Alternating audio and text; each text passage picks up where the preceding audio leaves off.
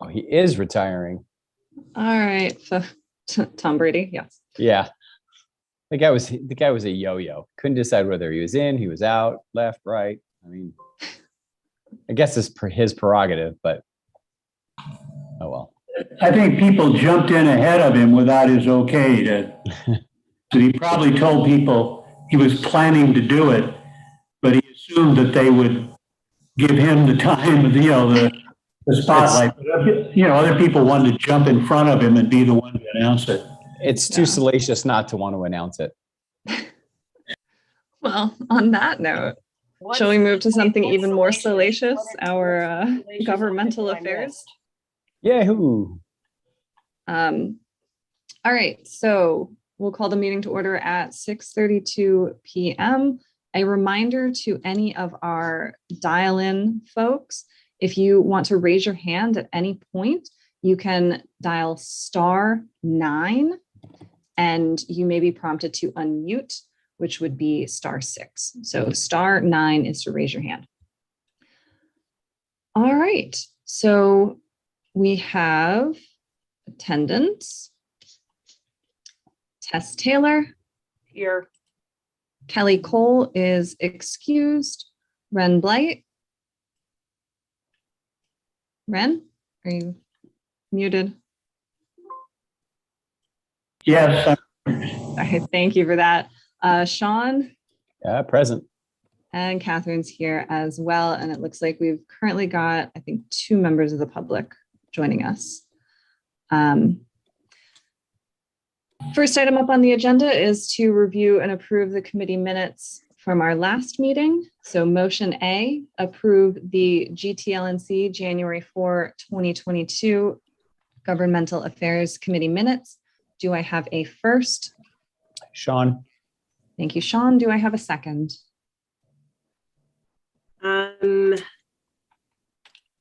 Second. Thank you, Tess. Any discussion on the minutes? If you're from the public, a reminder to please raise your hand if you would like to speak. Go to the committee first. No comments from the committee. Great. Jonathan, you may unmute. Hi, thank you very much. I'm looking at the minutes and I have two things to bring to your attention that I think are inappropriate. The first one is where it says the public was informed special meeting adhered to the Brown Act. That's a conclusion and it's not appropriate. It should say the board or the committee chair takes the position that the meeting adhered to the Brown Act. No one here is in a position to make the determination whether that was adhering to the Brown Act or it wasn't. It's not a regulatory or an enforcement agency. That's my first thing. And the second is going to the topic of agenda setting in the minutes. It's not reflective of what I recall. I don't have the document in front of me. Now I do. Number 2, it says agenda setting and distribution. It's a departure from what I remember us agreeing. Thank you. Sorry, could you clarify what it departs from? What do you recall that's different? There's no appropriate way to do this other than for me to first read it. Items may be placed on the general board agenda by committee chair or by request of any 2 council members. Committee chairs, I can't see it. Committee chairs set committee agendas and must include any items submitted by a committee member. Establish public posting locations. Suggestion to require to submit item or items 1 week ahead of meeting except extraordinary circumstances. I got you, Jonathan. Thank you, Sean. I have difficulty with eyes, so I can't always read when I want to. In any case, I'm not understanding why it's reading like that. It's as if that was an understanding. If anything, what I want, it's the only thing I can talk about, is what I want is each board member have the ability to place an item on the agenda. Now, we talked about having it in the standing rules, that the standing rules can influence whether it be needed that that agenda item be co-sponsored perhaps by two if there was a problem, if there was an abuse of the system. But I'm not understanding how we're getting to this point where it's already belabored by two board members.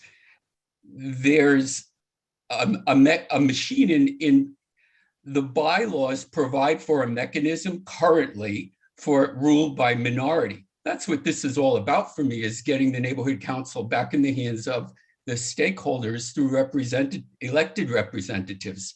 Okay, So Jonathan, so your request is a valid one that has been considered. However, during the discussion at the last meeting, there was a general agreement that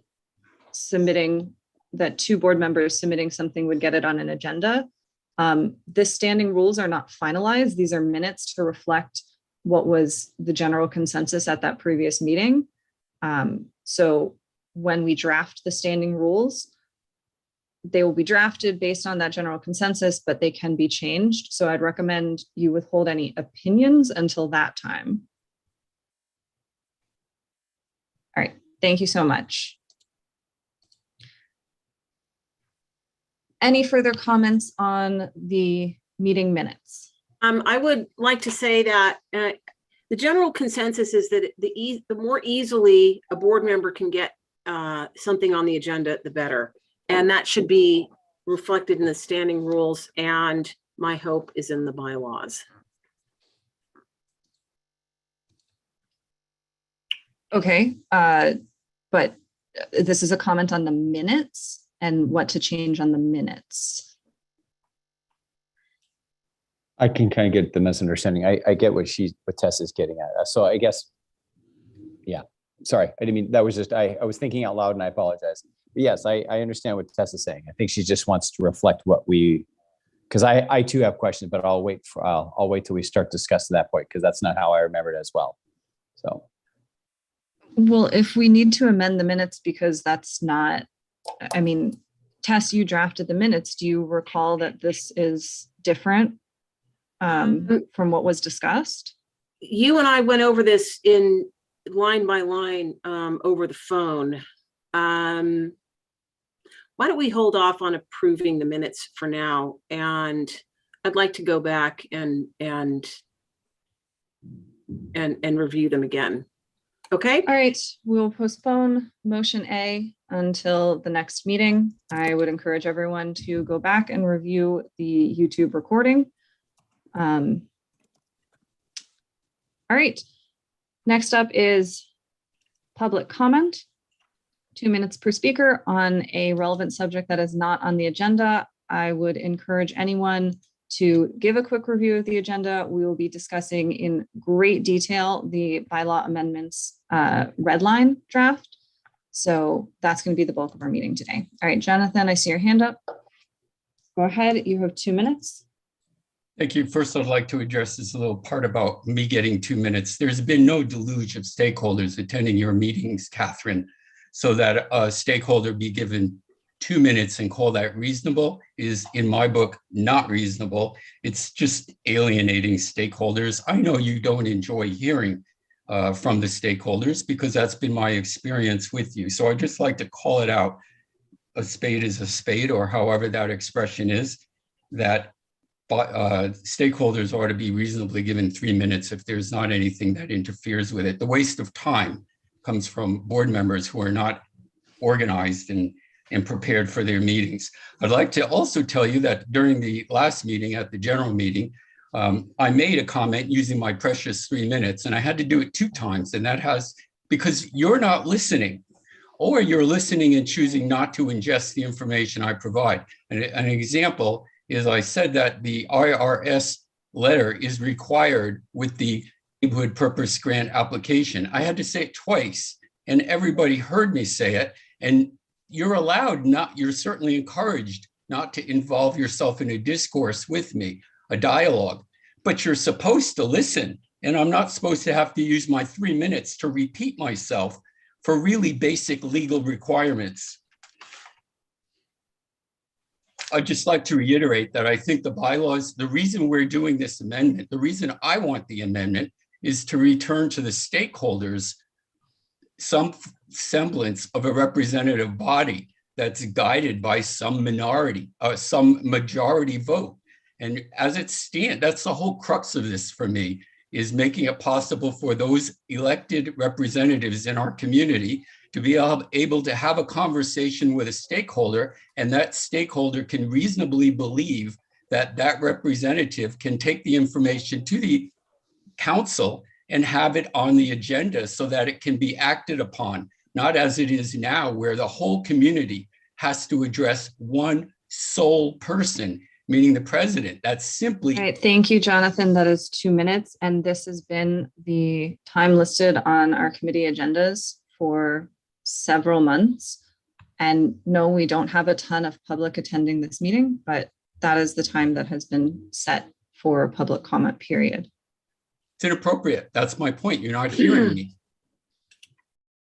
You said it was because you want to be fair to stakeholders. I listened to what you say. There's only me, and tonight there's one other person, evidently. That's not fair. Go ahead. I'm done. Jonathan, thank you. Okay, Catherine, Yes. I'm the co-chair, and we have the ability to adjust the amount of time for public comment. And so I think 3 minutes is more appropriate, given that we only have 2 members of the public here. So I'd like it to be adjusted to 3 minutes. Bylaws and standing rules and government affairs can be complex. And I think it is far more fair to have 3 minutes than 2. And Jonathan is clearly a very interested stakeholder. Whether you agree with him or not, he should have his time to speak, as should any stakeholder. So we're not overrun with stakeholders tonight. So can you please give him 3 minutes? Jonathan, you have another minute. Thank you. Well, I basically said what I wanted to. The idea is to have some collaborative effort going on. I spent a lot of time reading the bylaws. It's not like I just show up to run my mouth. And I submitted to you lots and lots of written pages of my best effort to make notes. And I'm not really seeing a whole lot of evidence that my contribution is being taken seriously. It's almost as if there's some other direction going on, and I shouldn't feel that way. I should feel like my contributions are not only welcome, but are valued. Thank you. Thank you, Jonathan. Any other public comment? If you are a dial-in, you can press *9 if you want to comment. All right, hearing none, seeing none, we'll move on to committee member news and announcements. Anything relevant to governmental affairs that's not on the agenda? Any committee member news and announcements? Hearing none, seeing none. I have a comment. So this sort of straddles planning and land use and government affairs, but I'll mention it today. I've made some progress with the status of the post office. Ren, you put me in touch with a guy named John Alford in Congressman Sherman's office. No response after repeated attempts. So I called the Washington, D.C. office today and spoke to the chief of staff, the chief of staff personally, and he's on it. So I hope to have something to report next week. Thank you.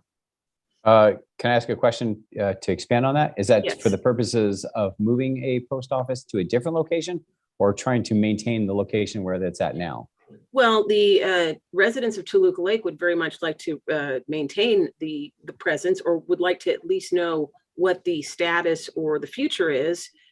We know that the building has been sold. We know that there are plans afoot, but the U.S. Postal Inspector and nobody has communicated with us, at least as far as I know. Ren, have you heard anything? There's a Gelson's Market being proposed for the site, and that looks like that's going forward. So I don't think the post office is going to go back in that location. But finding another location in Toluca Lake, I think, is still something that's a possibility. we do need the congressional office to step up and intercede on our behalf, because this is happening all across the country where they're shutting post offices down, everywhere to try and save money. So it's going to take an act of Congress, almost literally, to keep a post office in Toluca Lake. Well, there's Uphill, but I think we should definitely make an effort. well, I'm making an effort, and the chief of staff today was very receptive in the DC office, and a lot of people want to keep at least a postal service presence, and there's some, in fact, a fair amount of dissatisfaction with the Gelsons among residents too, but we can discuss that more at the planning land use meeting. Yeah. All right, so it's just, I finally made contact with someone, and my insistence is that the post office has to communicate with us. It's their failure to communicate with us is just appalling to me after so many attempts. And I know you've been trying to do this for quite some time, Ren. You've never heard from anyone at the post office at all? No. Okay. I talked to the local people, and they were aware that the lease was running out, and that was about all they knew. Okay, I'm on it. That's it. Okay. Any other committee member news and announcements? Then let's dive into discussion and possible action regarding the bylaws amendments red line draft. Now, we have two options for how to handle this, but the one I would recommend is that we open discussion on the motion rather than begin discussing prior to the motion. And what's the difference, Catherine? So ostensibly, if we make any changes to the document, I think it's preferable for us to have open discussion on the motion so that as we make those amendments, they are included in the motion, essentially. Like the motion would then read, sorry, let me find that screen. Motion B right now reads recommend bylaws amendments red line draft for adoption by the GTLNC. And we would say recommend bylaws amendments red line draft as amended for adoption by the GTLNC in the event we make changes, which I suspect is highly likely. I'll move the motion with the addition that you just put in as amended. All right, so you're thirsting to open discussion on this item. Yes. Great. Do we have a second? I'll second. Thank you, Tess. All right, so we are now diving in. Sorry, go ahead. Could you please clarify precisely? Ren has firsted to open discussion on the motion B as it reads on the agenda. If Okay. and when we make any changes to the bylaws red lines, which I suspect we will, then we will be amending that motion. Okay. Okay. If it would help everyone, I can go ahead and put up on a screen share the bylaw amendments draft. Would that be helpful to folks? Great. Fine. Got my iPad, so I'm ready to go. Okay, so, sorry. This is the red lines draft that we have right now.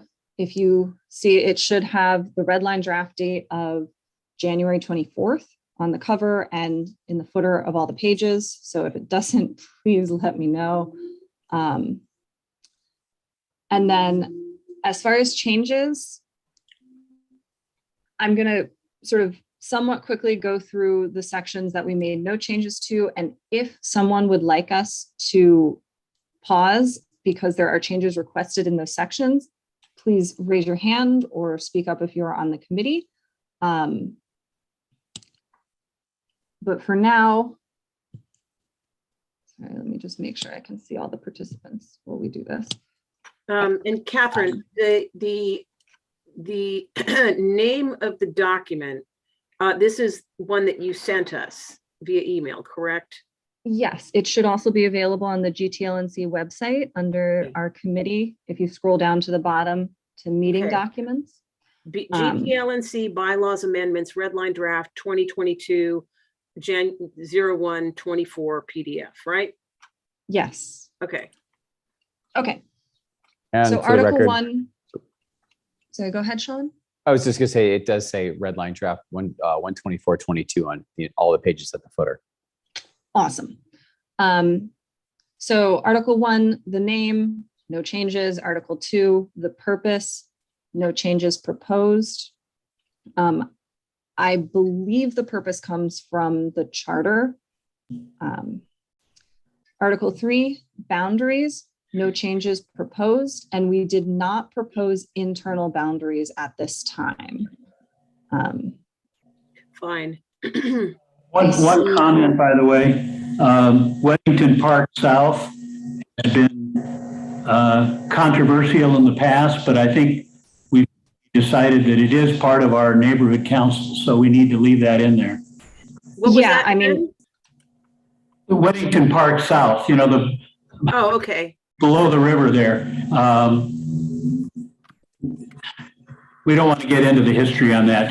I just want to point out it's there in case somebody comes back later and wants to take it away from us again. Okay. Jonathan, I see your hand up. Go ahead. We did at one point in the last few meetings talk about boundaries within the greater Toluca Lake area. And I believe there were 5 of them. And the only thing that I asked you to change was from calling Toluca Lake, calling that Toluca Lake Village or Toluca Village. I forget how, I think it was Toluca Village. There were 5 of them, and they're not boundaries as much as they're internal areas. And I think that this is the place to put them because we wanted to, remember? So we talked about potentially having regional representatives early on, elected ones, and that's where these internal boundaries would come into play. If we do regional liaisons, those internal boundaries can be defined in the standing rules as opposed to the bylaws amendments, which, just for everyone's awareness, if you do adjust boundaries, it's a much longer and larger bylaw amendments process. So if we want to make boundary changes reflected in the red line draft, even though we are not proposing to change from at-large representatives at this time, that would create a much more significant bylaw amendment process that probably could not be completed before the end of March. So just to summarize, Catherine, to make sure I understand this, the current boundaries are not, the red line does not reflect any changes. We did discuss having internal boundaries, and it will be better to identify those areas or boundaries within the standing rules, much more flexibility than here. And that is where the better place to identify, let's say, Toluca Village, Toluca Lake Village versus Toluca Woods, Toluca Terrace, West Toluca Lake, etc. Yes? Yes. And Okay. I would also encourage everyone to remember we have a significant portion of our area that is not part of any of the 4 named neighborhoods. Which we should name as well. Jonathan, does that reflect your recollection? It's fine to put them in the standing rules. It's just, Okay. my question was why it was left blank. Thank you. Right. It was left blank because we decided not to change how our representatives are elected to keep them at large seats. Thank you. Okay. The stakeholder definition, we can't really change. Anywhere you see something that's highlighted in this bright blue color, that means this is language that came directly from the Department of Neighborhood Empowerment, and we can't change it. So this one happens to have a by city ordinance. You can't touch it at the bottom.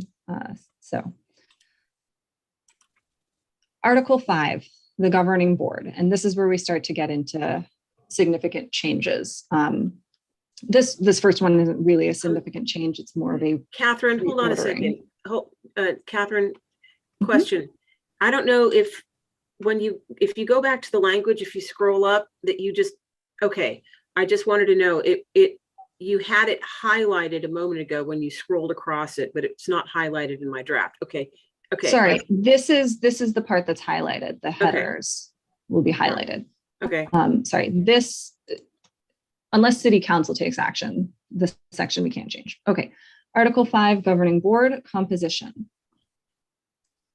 Any comments on this? The basic change here is that we followed a template format a little bit clearer to read for how many at-large representatives and how many youth representatives there are. And then we are moving the term of the youth representative into the terms section. And we also included that the youth board member will be selected by a majority vote of board members rather than nominated by the president and approved by the board members. Any comments? Nope. Hearing none, seeing none. Great. Quorum. Setting quorum to 8, which after consulting with Dunn is really the only thing we're allowed to do. We're not actually supposed to have quorum that is above greater than 50%, whatever that number would be. Did add in here that each committee should have a quorum of greater than 50% of the committee membership, just to make that clear. And because of this quorum item, we have eliminated the ability to have a second VP, correct? We'll get to that later, but there's quite a few changes that are the result of quorum limits related to Dunn rules. But yeah, unless we change the total number of governing board members, 8 is the quorum that Dunn says is allowed. Okay. Okay. In terms and term limits, section 4, we established the youth member's term shall be no more than 1 year, and no youth member may serve for more than a total of 3 years in the youth seat. And then we changed no governing board member may serve for more than 8 years within a 10-year period. And you're not eligible. Sorry, go ahead. Yeah, I had a question on this. Does this include, does this start over with the adoption of these, or does it count prior years of service? In other words, people who've already been on the board for a period of time, does that count against their 8 years, or does this start it over? I think we need to be clear. This would count as just a continuation. Honestly, 8 consecutive years and 8 years within a 10-year period is more or less the same thing. In theory, someone could serve for 7 years, take a break for a year, and come back for 2 more, and that would be over their limit. But it raises a good point, though, Ren. I think the clock does not restart. And I had asked Dunn early after being seated for a complete roster of elected board members dating back to when Greater Toluca Lake Neighborhood Council started, and I could only get 2 or 3 years worth. So, which raises the question: if Dunn, the entity tasked with compliance, doesn't have those records, then what? What do we do? We could go back to minutes from meetings and see who was on the board, you know. Well, do we have an archive of meeting minutes going back to the beginning of Greater Toluca Lake Neighborhood Council? And if so, where are they? I'd love to see them. they're on the drive, and we can work on getting you access to that. The Google Drive is helpful and unhelpful at the same time when it comes to sharing features. Okay, yeah. Catherine, could you enable my access at your earliest convenience, that would be, I don't know that I can. You said at the last, I don't remember if it was a phone call or at the last meeting, you were going to talk directly to Colby about that. okay. All right, so you don't have the ability to enable, I need to talk to Colby. Is that I right? don't know. I'd have to double check. Google is, it depends how exactly it has been shared with you, whether or not you have editing access. Okay. So I don't know that I do off the top of my head. Okay, thanks. But those meeting minutes do exist within the Google Drive, dating back to the beginning of the Greater Toluca Lake Neighborhood Council, the establishment of GTLNC, correct? They, I believe, go back 10 years. I don't know. I have not looked that All right. far into them tests. Thank you. Okay. So it's understood though that we're not starting over. This is No. years, in the last 10 years or whatever. Okay. Yeah. Yeah. And Okay. it's basically, we discussed setting this up to encourage people to take a break. Yeah. All right. Duties and powers. So this section does have significant changes, many of which came from either Sorrow Neighborhood Council or the template that was provided to us by Dunn. So we're essentially stating that, no one can speak for the board unless the board has publicly taken a position. They've voted on something. The president may, by announcement, appoint someone to be the representative to speak for the board to present. And representatives serve in accordance with the standing rules, which in the standing rules, we're planning to have a way for the board to say, we would like to reject your representative or liaison and replace them. Any comments on this section? No, not for me. I think it's Excellent. good. Yeah. Yeah, I mean, this language is largely stolen from other documents that we've been provided. Plagiarized. Yep, plagiarizing just unabashedly. Okay, so vacancy section. This is where we've made some of the most significant changes. As discussed, we've set it up so that the board will be selecting. I hesitate to use the word elect because I want to separate an election by the public from the board voting between candidates. So the board will select by a majority of vote. And this is sort of set up so that if someone gets a majority, great. If there is not a majority, there is an immediate runoff until someone wins. And we do have, in the event of a tie, a coin toss. God, that's so sad. Yep, but we need that apparently, we've learned. Are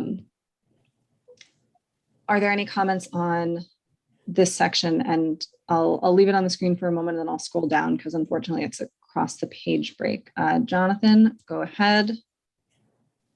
My comment is on the part, if you just scroll it right down a little bit, it's a paragraph that starts, the president may appoint a board member to perform a vacant. It's about the president appointing someone on a temporary basis. My belief is that under no circumstances should any one individual ever be appointing someone who votes. So I'm not understanding why a temporary person is even needed when there are 14 plus 1 board members and there is a vice president in the case of the president. Why is there the instance that anyone needs to be temporarily appointed for anything? So there would be a couple instances if there is a committee chair that steps down, or if the treasurer or secretary were to step down. But I take your point that when it comes to a voting position, it would be preferable, like we should clarify to perform a vacant officer or committee chair role, but they can't appoint a board member pro tempore. Would that satisfy your concern? If this, instead of saying perform a vacant role, perform a vacant officer or committee chair role? Or simply say reassign duties. I'm not sure how you would like to do it, but that is my point, that under no circumstances should one person be assigning a voting person. Yeah, I agree, Jonathan here, and I think so. And what you're suggesting to address his comment, Catherine, to perform a vacant officer or committee chair role, those roles do vote. So I don't know that that's a solution. I think it should They be. do vote, but they don't vote on in any way that is not something they would have already voted on. So that the board would take. So it wouldn't change who votes for actual board action. Yes, they would get to vote at a committee meeting, potentially. But they would not vote for board action in a way that they weren't already going to be someone that can vote for board action. Does that satisfy you, Jonathan? Why don't we just use the very simple English, cover duties or reassign duty functions as needed? Why do you have to get into something you don't intend to? It sounds larger than it needs to be. If the goal is just to cover duties in an absence, say it. Otherwise, you get yourself into a setup for misguided efforts. To perform the duties of a vacant officer or committee chair position? Reassign the vacant duties, cover duties as needed. There's a million ways to say it, but it's all simple. It's about duties, you said, right? It's just to cover in the event that we need a secretary or we need someone to do a certain function. So let's say it. Yeah, so may appoint a board member to perform the duties of a vacant officer or chair position. I think you're not reassigning the officer, you're reassigning the duties. I'm appointing them to perform the duties of. Therefore, I'm not appointing them to the role. I'm appointing them to perform the duties of the role. If that's satisfactory for the other people, it's okay for me, as long as it covers the point. Thank you. Okay. My proposal here is, so right now we have a written application period of 30 days. I am proposing that instead of 30 days, we say a minimum of 20 days.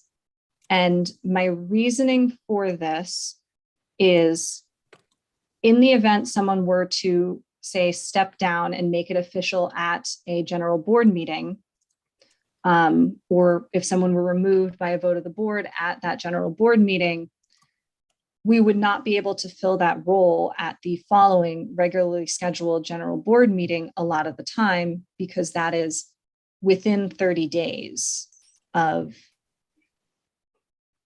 setting minutes and such. Yeah, so my proposal is a minimum of 20 days, and that allows us to basically, if someone steps down or is removed at a board meeting, fill it at the following board meeting. If people would really like to make sure that we have a 30-day period, I think that's okay. But my recommendation is that we not leave positions open or someone filling it on a temporary basis for too long, if we can. You're saying at a minimum 20 days or a maximum of 20 days? A minimum of 20 days. So if we find out earlier that someone is stepping down, we can make that announcement earlier and, open the application period then. Okay. That makes sense. But we will never have an application period that's fewer than 20 days. Is that okay with everybody? Would people be comfortable with that? Or does that seem like not enough time? I'd like to ask Ren what he thinks. Ren, have you, I've seen a couple vacancies occur in the couple of years that I've been active, but I've never seen an enormous urgency or any debilitating effect of not having one or two positions immediately filled. Ren, what's the history of this? Have you seen problems? I don't think we've had problems in the past. But I don't think, frankly, the board has been as sort of split as it is right now. So I think if someone were to leave right now, we'd want to have a fill in as quickly as possible. It doesn't, is this a minimum of 20 days or is this? Yes, a minimum of 20 days. So we could, Okay. So we could set theoretically, that we to could be let it go longer. longer if we're looking for, more applicants or there's no pressure to get it done. On the other hand, there could be a situation where, we've got an issue that's hanging fire and it's controversial and we need to get a slot filled on the board in order to get a full vote on it. I don't know. I don't think this is really very critical, but I think there may be a situation. The other thing, of course, is as you get towards the end of the year, the term, we run up against the, you can't fill a position, within a certain period of the election. So that could be an issue. In other words, we want to get someone in before that period starts. So theoretically, we could go, I guess, 3 or 4 months without a slot being filled because we just didn't quite have enough time to fill it. I'm just thinking of worst case scenarios, and I would normally say, I think I would want to take care in reaching out to as many people as possible to fill a vacant position, and to do that carefully, which could take a little time. On the other hand, Ren is right. If there's an issue hanging over the board, then getting that position filled as soon as possible makes sense. Sean, what do you think? I think the latter is more applicable in this situation because, considering we only have, 2 people from the public, I think it was 2 or 1 tonight. I think that the latter is more important. I think if we have a situation which would merit us needing to bring something to a vote or making sure that the next meeting we have that ability to do the vote. In the case like we want to approve minutes, like we couldn't do in, like the Public Safety Committee. I think we should be able to get that person in as quickly as possible so we can hit the ground running. Jonathan? I just don't want us to get. Go ahead. Sorry, I just don't want us to get mired in the minutia. I just want to get people going and up and running so that we can do the business at hand.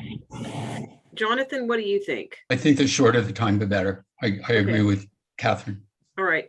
And there's another participant on this call. If he or she would like to comment, I would love his or her thoughts. But I guess that person can you remind the phone in person how to raise his or her hand, Catherine?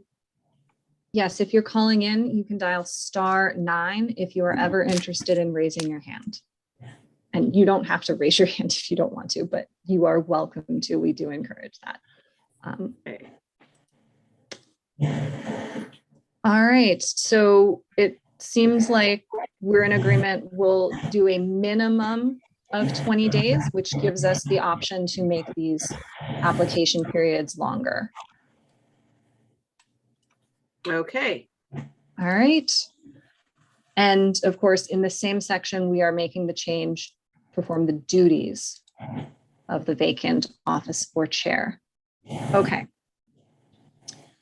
Absences. Now, this is a big change, and this is pulled almost directly from the language in a template that Dunn provided us. So basically, it says if you miss 3 consecutive board meetings, you'll be automatically considered for removal.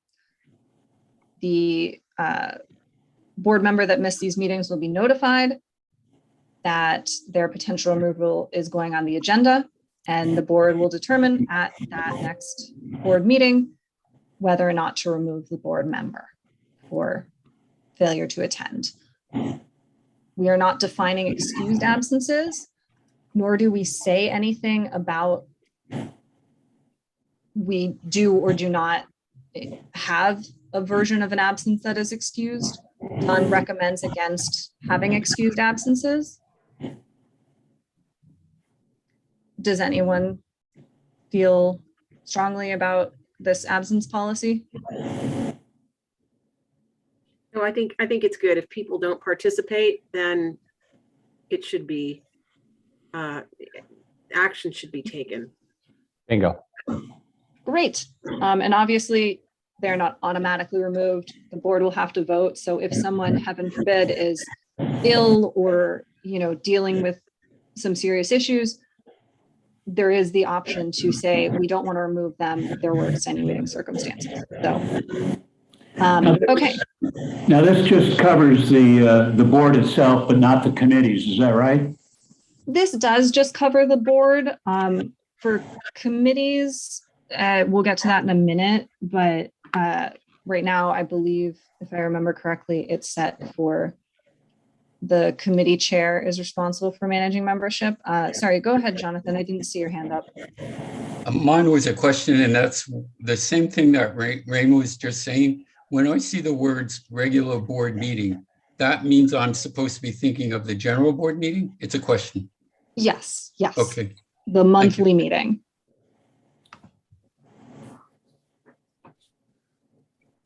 All right. The censure section is language directly from Dunn that I believe we're not permitted to change. That's why it's Catherine, highlighted here. Hold Sorry, on. go ahead.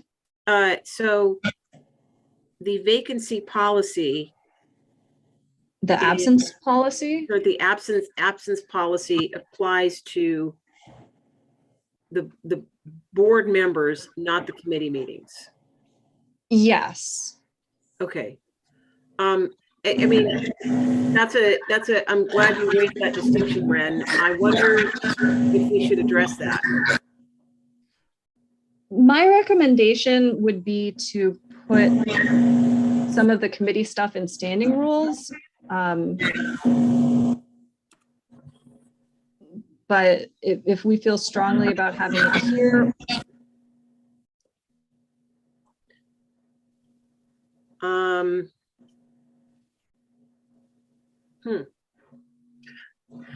Well, so this is a broader question. How do people feel about that? So this is kind of a broader question that I have for everyone. And I'll scroll a little bit right now. I do apologize. Where is quorum? So one of the things that we added was the committee quorum in this section and the committees section, which I don't remember where it is. Here we go. Committee creation and authorization has a fair bit of information in it, which we will be getting to. And this is a broader question about how much information we want to put about committees in the bylaws, where, as a reminder, it's quite a difficult change to make, versus in standing rules where we say, here's how committees operate. So that's a larger question for our committee. If we would rather sort of keep the committee definitions out of the bylaws and have the bylaws more so relate to the governing board, or if we like to have more committee function in the bylaws.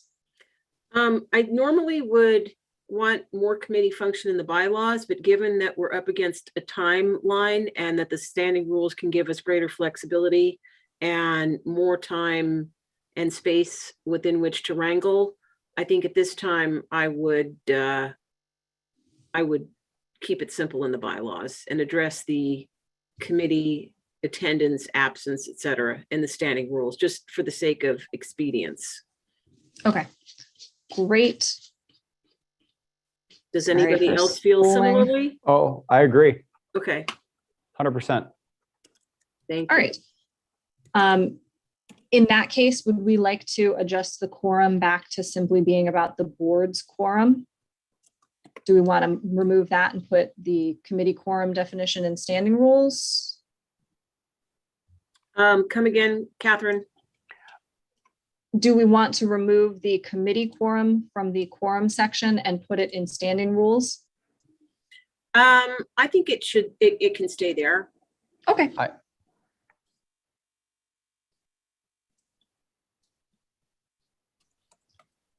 Did I cut someone off? I apologize. No. Okay, great. You're good. Okay, so censure is language from done.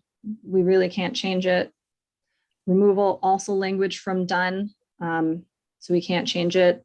A reminder that in order to remove someone, unless it is from the absence, that automatically generates an agenda item. It requires 3 board members to initiate the removal of a board member from the board. All right. Resignation.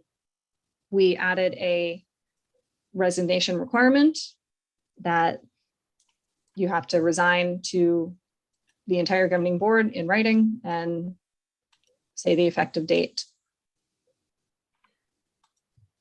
Anything on that? Nope. Anything on community outreach, which is very generic and basically offers ideas for how to communicate, but nothing is required in this. Nope. Okay. Officers. So here's where things get sticky. Even with 9 as the quorum number, the majority of quorum, right, but even with it, what it is currently, the majority of quorum is 5. So no committee, including the executive committee, can have 5 voting board members, which they've given a sort of workaround, but Dunn has been pretty adamant in all of their training recently that this should not be messed with.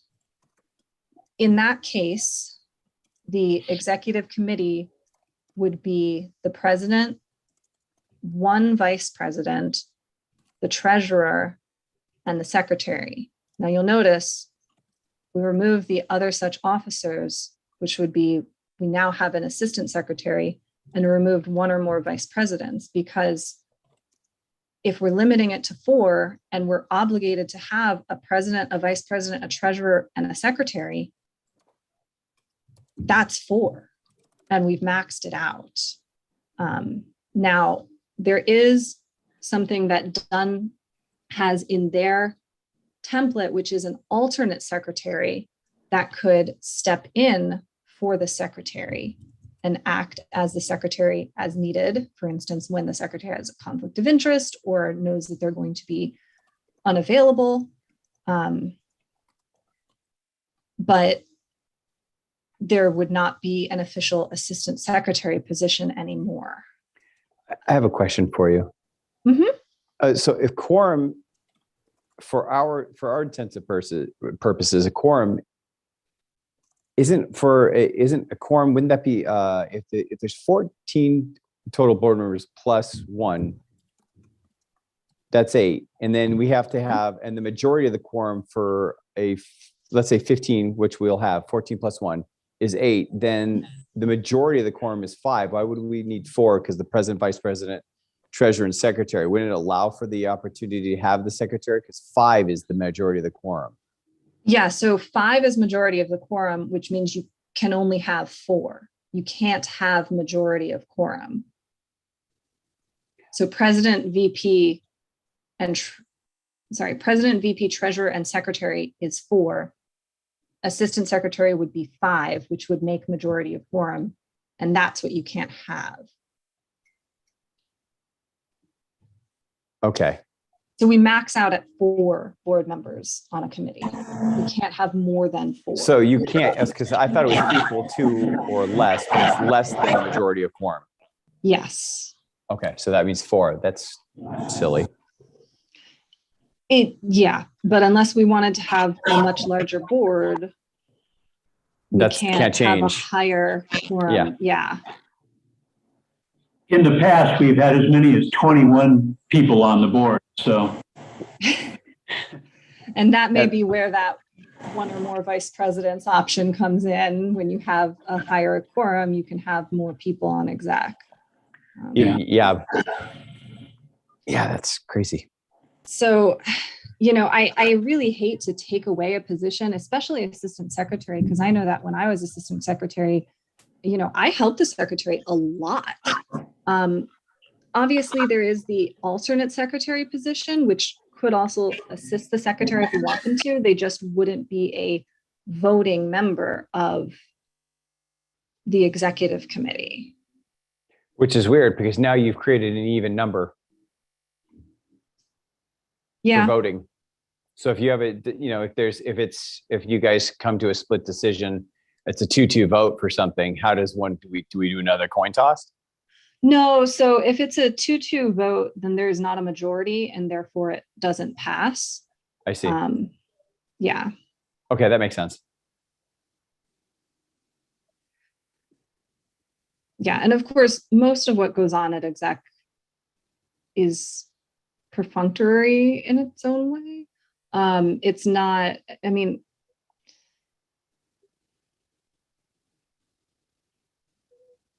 like all committees, nothing at exec is final. Board action is only taken by the general board, not by a committee. All right. Any other comments on specifically removing the assistant secretary position from an official executive committee member? No. All right. Then let's move on to all the ways in which we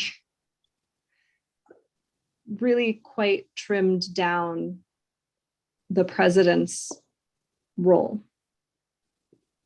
There's a lot of red on your screen right now.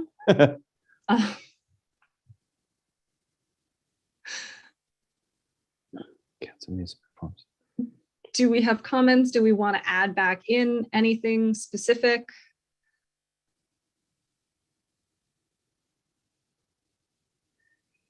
I'm just rereading it again because I read it earlier and I wanted to read it one more time while we're talking about it so that it's still fresh.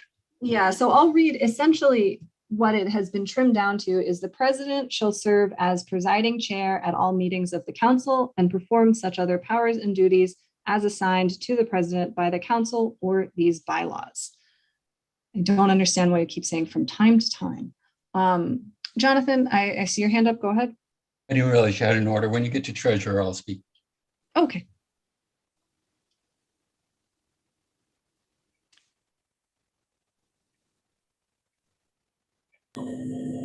I think that's pretty good. Stuff that you cut out of here is gets handled under the standing rules, doesn't it? Yeah, most of it will be handled either elsewhere in the bylaws or under standing rules.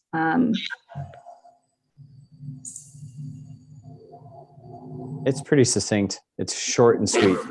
Yeah, I don't think we need to go over everything in this section.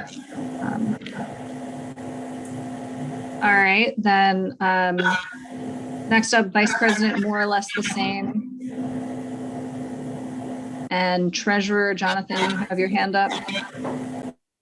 Yeah, I noted this before quite a few months ago that when you read the treasurer's description of duties here, you have to go all the way to the bottom later in the bylaws before you understand that the treasurer has responsibility at every monthly meeting too. And I think it would be very helpful, even though it may be redundant, to put it in there, because it's very confusing that you don't see the treasurer's duty at the monthly meeting here. You see it later. Thanks. Okay. That makes sense. Yeah, I think that's reasonable.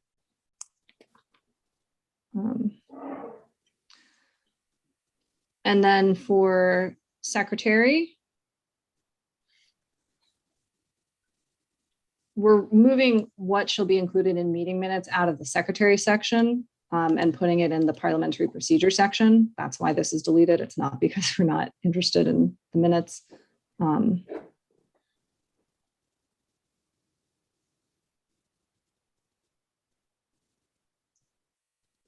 Anyone Gotcha. have issues with this definition of the secretary role or the alternate secretary? Who organized or coordinated the grievance panel before? Was it simply not designated? It was a standing panel that was supposedly selected at an annual meeting, but it hadn't been for 5 or 6 years. Initially, they were elected during the whole election process. They were people who couldn't or didn't run for a seat on the council, but ran for a seat as part of the grievance committee, and they served initially very well. They had several grievances that they dealt with, and then for a long time they didn't have anything. These last couple of elections, especially when the city clerk took over our elections, they ignored the requirement those people be elected. So it's just hanging out there at this point. Well, Yeah, and I will note, they gave us a lot of language for the grievance section in the done template. So right now, the coordination of the grievance panel does not mean the secretary picks well, the that people, wasn't just precisely coordinates. sorry, Yeah. that wasn't precisely my question. My question was, who coordinated a grievance panel, if anyone? It wasn't designated. It wasn't identified. Okay. Yeah. And this is another great reason to have an alternate secretary, because if the secretary had a conflict with that particular grievance, they would need to recuse themselves from any coordination of a grievance panel. Yeah, I mean, I think that's a good idea too. Okay. Anything else on the secretary section? Great. Selection of officers. So, Catherine, sorry. I'm sorry. I'm using that raise hand thing, but if you could go back up 1 inch or 2 inches, scroll up. See where it says an alternate secretary may be appointed? Mhm. One thing I always learned, unless you mean may, it probably should read shall. So you should be deciding either you're going to have an alternate secretary. I think it's a good idea, and it should say shall, or you should decide you're not going to have one. Let's go ahead and change that to shall. Thanks. A hard-won win. What, Sarah, where is the, sorry, okay, that's in the secretary's section. Okay, Yes. good. There. All right. Shall, okay. All right. Selection of officers in accordance with the vacancies, how to select the officers. I also added in this petition to remove the officer, which again, language pulled from elsewhere, but a 2/3 vote of board members present and voting to remove an officer from their position. And do we like this? Do we want to say that it requires more board members to make the request to add it to an agenda? One versus 2 or 3. Sorry, go ahead, Tess. when you say officer, you mean of the executive committee? Yes, Okay. we're in the executive committee section of the bylaws. well, all I see is selection of officers. So, okay. Right, we're in the officers section. All right, so selection of officers. Petition group Excuse me. for so we haven't had this before. No, this Okay. language came, I can't remember if it came from Soro or from the Dunn template.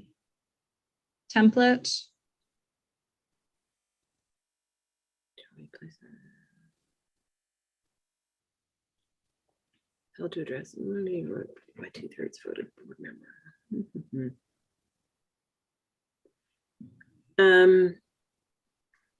Hopefully it won't come to that.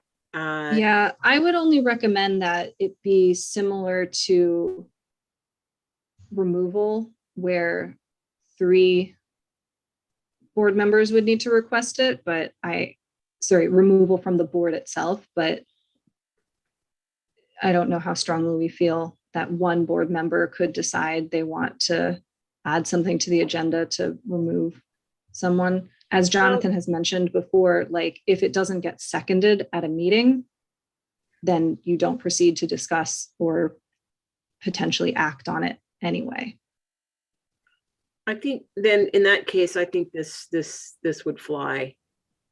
I'm okay with this. Okay, and we're good with 2/3 of board members present and voting, not just 2/3 of board members present. Well, okay, 2/3. So if you abstain, it doesn't count as voting. Hold on a second. So let me understand what that means. Okay, 2/3 vote of the board members present and voting. So therefore, if there's 15 of us and 5 people abstain, then 10 are voting, and then you need 2/3 of 10, officers, which would be okay. 7. 6.5. Okay, 6.67 Yes, exactly. people. present and voting. I'm trying to think this through. Ren, how do you feel about that? You're muted. Yeah, I think it's pretty obscure here. I think this language is probably okay. Okay. I suspect that you need a pretty strong feeling on the board to remove somebody before it comes up publicly. So, I mean, I could picture, I guess there'd be some kind of a close split, but I don't think that's likely. I think the reasons for removing somebody from the board are usually pretty blatant. And so I don't think there would be a big, decision by one vote kind of thing. Right? Have you ever experienced, have you ever seen someone removed, Ren, an officer or otherwise? I've seen officers under pressure who they mind rather than have it come to a vote. But that's only happened a couple of times. And they were one case, it was fairly egregious behavior. The other, the person was, had really lost interest in all of that. And they just hadn't gone through the formalities of resigning. Okay. Jonathan, what do you think of this? Maybe you could help me understand it. If I'm a board member, an officer or board, and I abstain, what does that mean in this sentence? If I abstain? That means you are not one of the voting board members. So if there are 15 board members, as Tess said, and 5 of them abstain, then there are only 10 voting board members. So you would need 2/3 of those 10 voting board members. Okay, thank you. Yeah. All right, great. We'll leave it as is.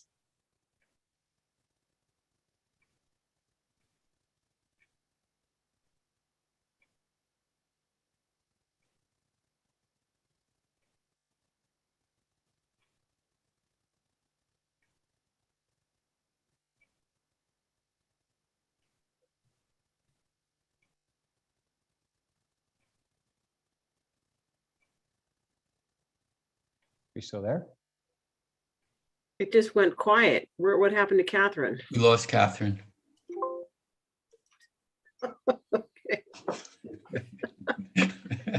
Well-oiled machine. It's exciting. Oh, brother. Okay, well, we were going through officer terms. The changes here, let's see.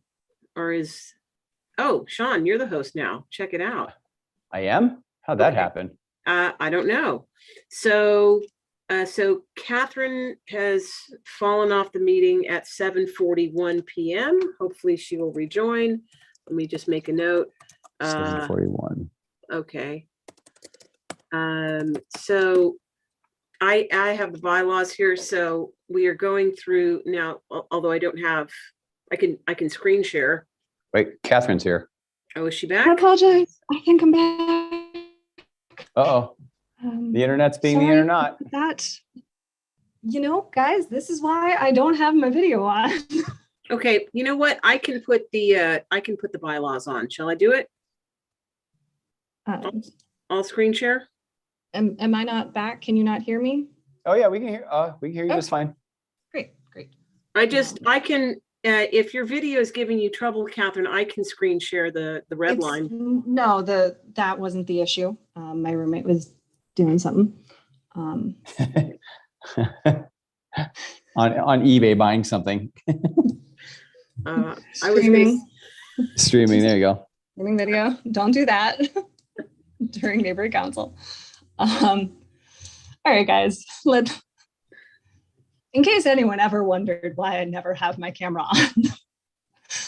on.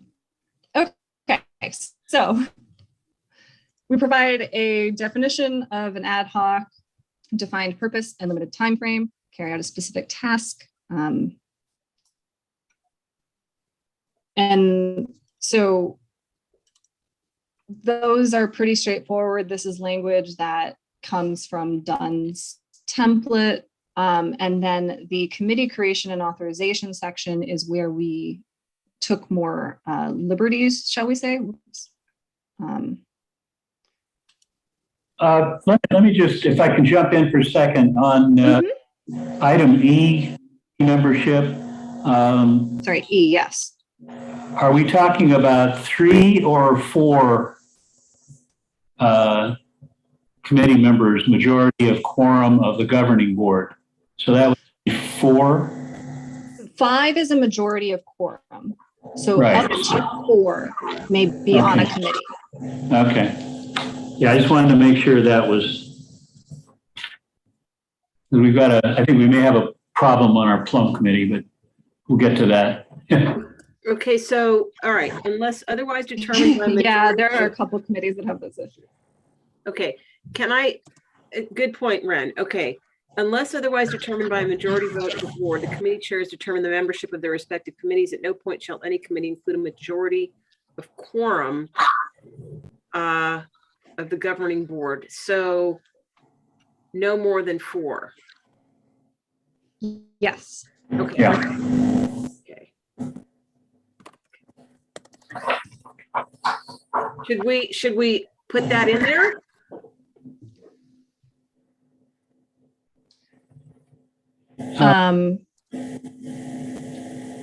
The only reason I would recommend against that is in the event quorum changes, we'd have to make sure we fix it. But yeah, we can go ahead and specify the number. Yeah, I mean, that's a quick fix. So yeah, I think that's important. So up to 4 board members.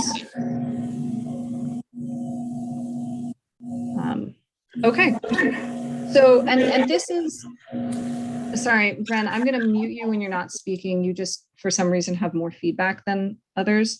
For committee creation and authorization, we have the creation, authority, committee meetings, committee chairs, committee membership, and removal of committee chair as the items under this.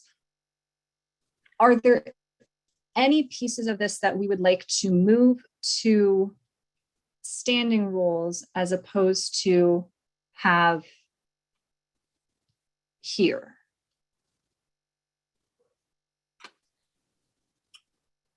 Can you scroll down so we can see the end of F? Yes, wondering- absolutely. So it's essentially the same as the removal of an officer. It just says committee chair. Thank you. Yeah, so once again, it's 2/3 vote of board members present and voting to remove.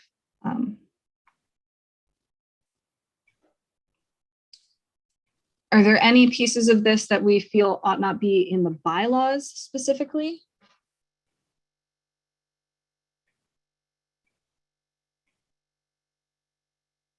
Hearing none, seeing none. On removal of a committee chair, if you scroll Mhm. down again, is that the way you want it to read? The president may appoint an interim chair? Yes, that's a good catch. So this is similar to the vacancies section where we say that the president may appoint someone to perform the duties of a vacant role. So it might be redundant.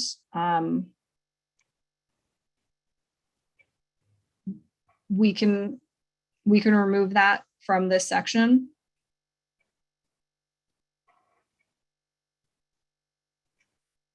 I recommend it because I think when you have things like that, it advocates that the possibility of corruption be there. So I just don't think it's good. Okay, well, we can remove it because it's redundant. It is already covered in the vacancy section. Good catch, Jonathan. Great. Pardon me, what exactly are we removing? We are removing last this sentence? last sentence. The president may appoint an interim Okay. chair to serve on a pro tempore basis Okay, until a new chair is selected. And it is redundant with what we, how far up is vacancies? With the president may appoint a board member to perform the duties of a vacant role. So it's Okay. just, it's redundant. We don't need to say it down here. Okay, great. Article 8, meetings.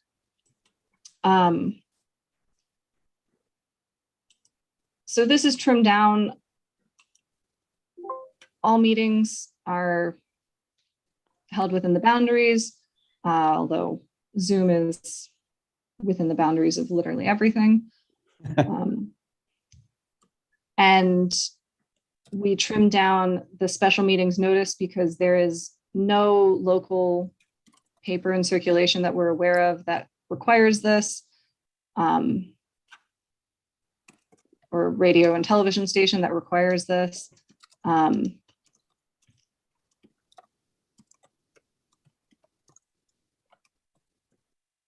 Any questions on this? yeah, I'm taking notes here, because I'll need this for the meeting minutes.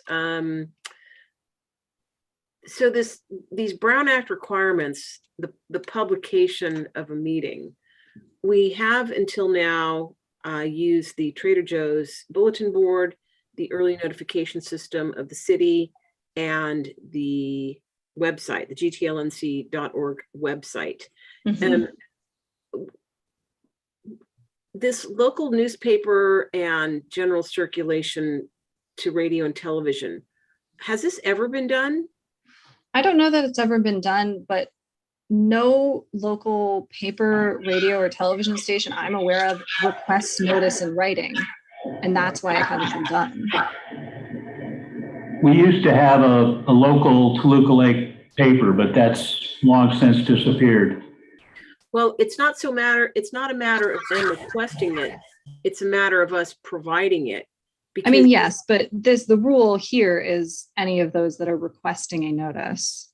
Okay, but that language came from, Years ago, I don't know where exactly it originated, but it's not included in any of the templates that Dunn has provided us. okay, so. Yeah, I mean, I can live with that. I mean, but as far as outreach goes, and this can be addressed in outreach and in the standing rules, it would seem that to disseminate notice of our meetings as widely as possible is a good thing. Yes, So, and so notifications and postings is another section here. okay, So, okay. Anything else on the meeting time and place? Catherine, Yes. see that first sentence? All meetings shall be held. Sorry. Wouldn't you want to update that to reflect the internet?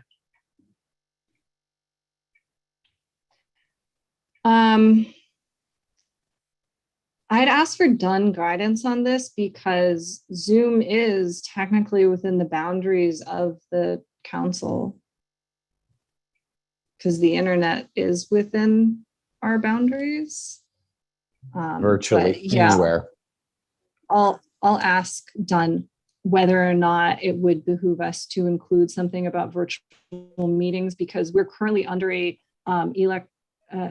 is it EVG? I don't know if that's emergency virtual governance. But we're currently under a specific protocol that we're allowed to have virtual meetings. I don't know that that will last forever. So I don't know that they would let us put in our bylaws something about virtual meetings. Okay, thanks. But I've taken a note and I'm gonna ask our Dunn rep what that policy is. Okay. I'm gonna lower your hand unless you have something else on this. Thank you. Great. Agenda setting. So this is language that Dunn has, or our Dunn rep has said they would advise against because they advise that someone is setting the agenda. But right now we have it read that unless otherwise required by these bylaws, the executive committee shall review the agenda for each council meeting in accordance with the standing rules, which just says shall review. It doesn't give them, oh, go ahead, Tess. So yeah, this is where I object. And I think we talked about this at length, Catherine, when we were going over the initial red line draft. Well, this is the language you requested. Well, okay. Well, unless otherwise required by it shall review the agenda. Now I saw your email with Gibson and his response, but he's saying he'll get back to us. No, he responded to say he would advise against it. And did he give a reason why? Or even an inclination why?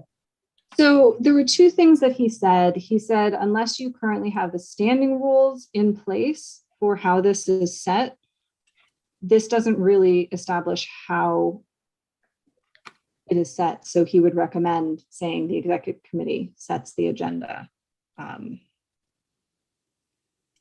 Well, if we had, go ahead, Jonathan.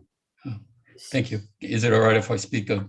Yeah, go ahead. My concern was actually the same thing as what you just said, Gibson said, that leaving it like this isn't clear even to me. I think the sentence that's missing from this sounds something like this. Agenda items shall be submitted by board members to president compliant to criteria or with criteria set out in the standing rules.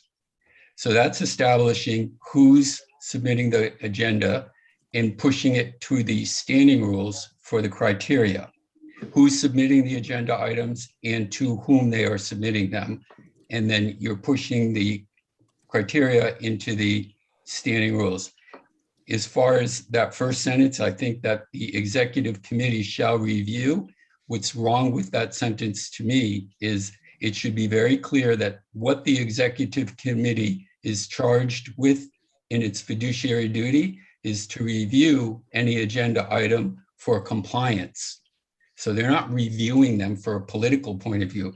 They're making sure that nothing is going into the agenda that's contrary to the laws of the land. So that's what I think the two changes I would make is I would fix the first sentence and then I would add the one I just read. Yeah, Okay, so maybe, sorry, go ahead, Tess. No, go ahead. You first. I was just going to say, so maybe we say, unless otherwise required by these bylaws, the secretary shall compile an agenda as submitted by board members in accordance with the standing rules. The executive committee shall review the agenda for compliance. Yes, That's, yes. that would be much better. The thing is, we don't want to have to go through hurdles to get something on the agenda other than if there's a compliance issue with the item itself. Mhm. That has to be abundantly clear, because the executive committee until now has operated as sort of a super legislature, and there's no basis for that in the bylaws, nor should there be. And yeah, so shall review for compliance is very important language. Okay, great. Now for the committee chairs shall set the agenda in accordance with the standing rules. Do we want to adjust that language? And please forgive me, because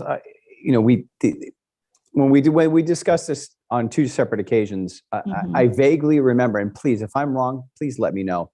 I don't remember it being the committee chairs. And I do remember what the intention was, that any committee member versus the chairs could set the agenda for the agenda. This is sort of a language question of how we define the word set, because to me, setting the agenda is just basically compiling the agenda. But I think it can be interpreted by some in a different way. So maybe we also adjust this to shall compile the agenda in accordance with the standing rules. Yeah, that's important. That would be better. Yeah. That's huge. Because we still, at the end of the day, we still want the opportunity for committee members to request something to be agendized. Is that not what we discussed? Yes. Absolutely. Okay. Absolutely.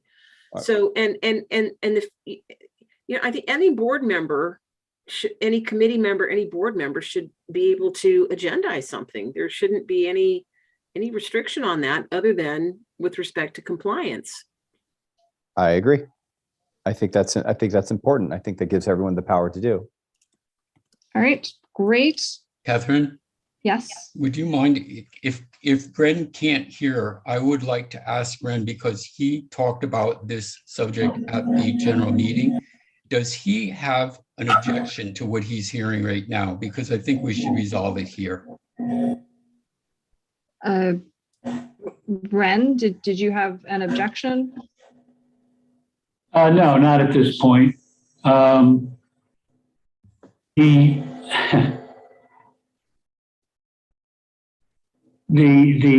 agendas need to be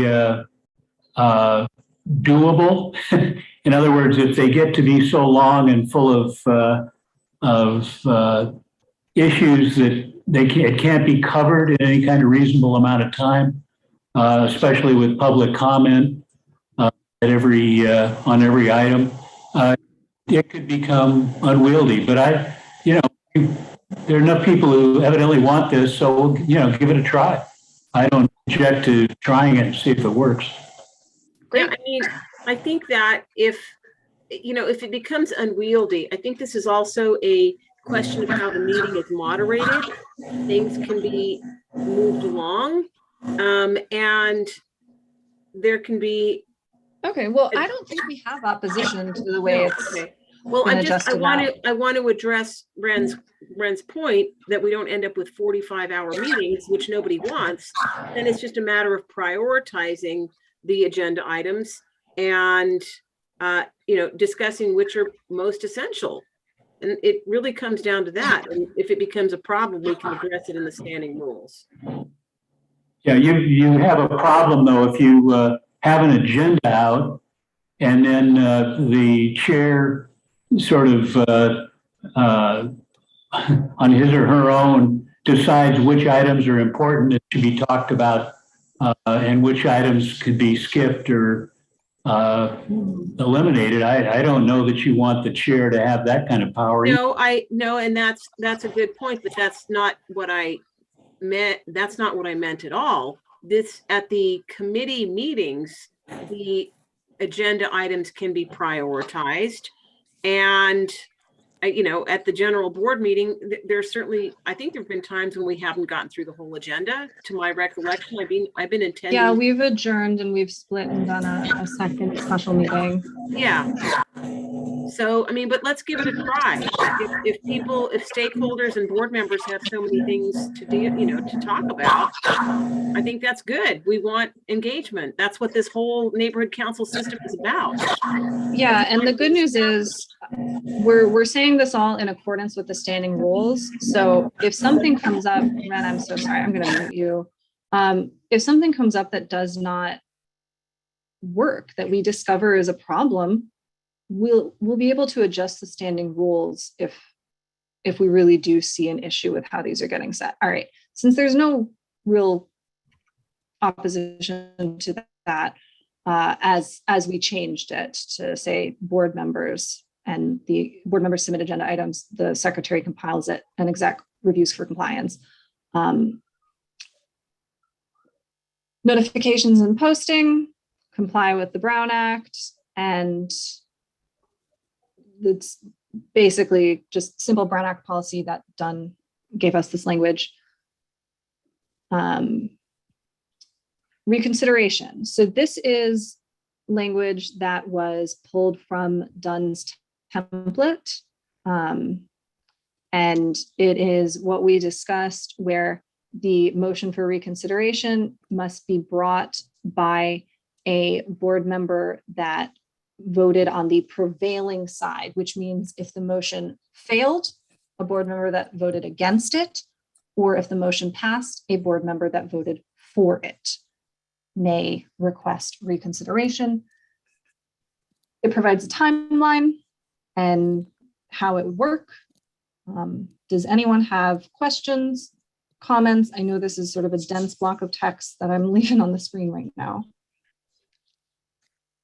This is all just copied off of Dunn. Is that what this is?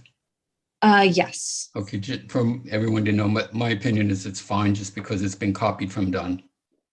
Yeah, so it doesn't really go much onto the next page other than to say in accordance with the Brown Act, but I do have a question right here. See where it says the Brown Act? Just, Catherine, tell me, where is it that, like Tess said, the Brown Act requires postings at certain locations? Where is that listed for this neighborhood council? Where do we find that information? So that will be in the standing rules where we establish what the posting locations are. And the reason we don't put that in the bylaws is in the event the Discovery Shop suddenly says we're taking down your bulletin board, we don't want to have in our bylaws a Right. requirement that we post it there. Okay, thanks. Because we can't control that, but we'll put it in the standing rules. And the Brown Act requires the notice, which is part of why this reconsideration, this reconsideration section mentions the Brown Act, just because there are notice requirements that would need to be adhered to. My internet connection is unstable. Apologies. Here's Tess. Tess, I'm going to make you a co-host just in case things go wrong again.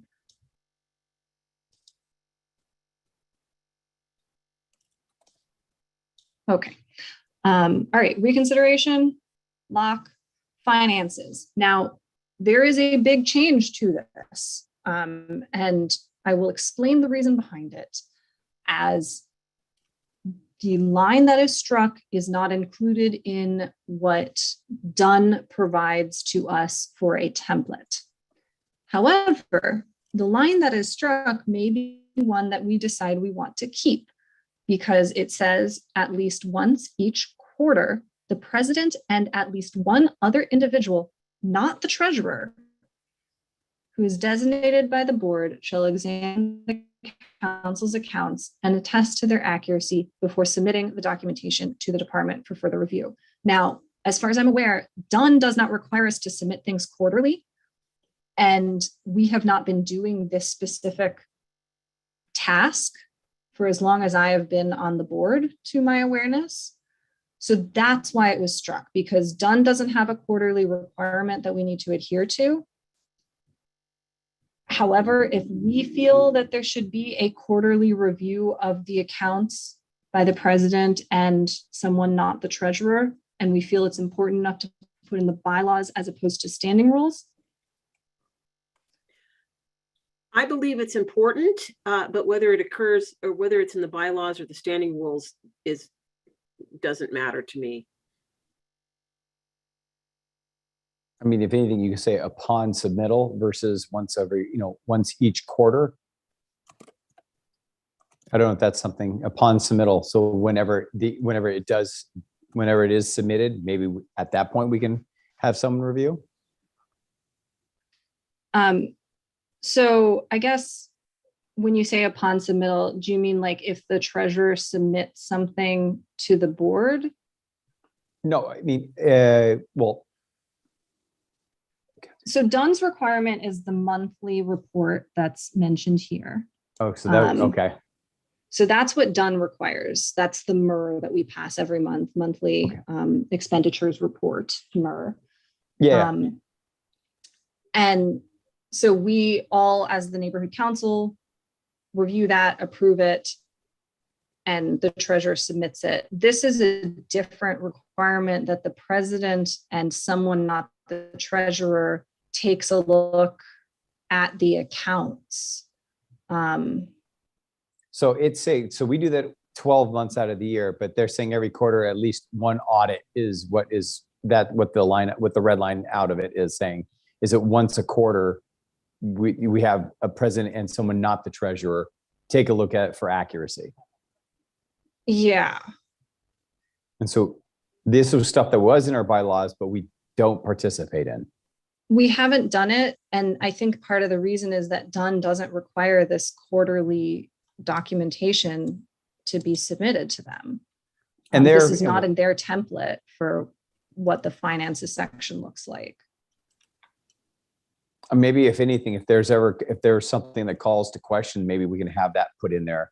If someone feels that there is an error or something's been omitted or added that is incorrect, maybe we could have the wording state that if anyone brings up that they feel that there's an error. Maybe. I think that's great. If we have a board member request a review, And then at that point, you assign the president, and maybe you put a name in the hat to volunteer or something like that, so that it's completely random. Okay, so if a board member requests a review of accounts or an audit of accounts, at that time, the president and a board member Randomly selected. at random, who is not the treasurer, will review the accounts and attest their accuracy.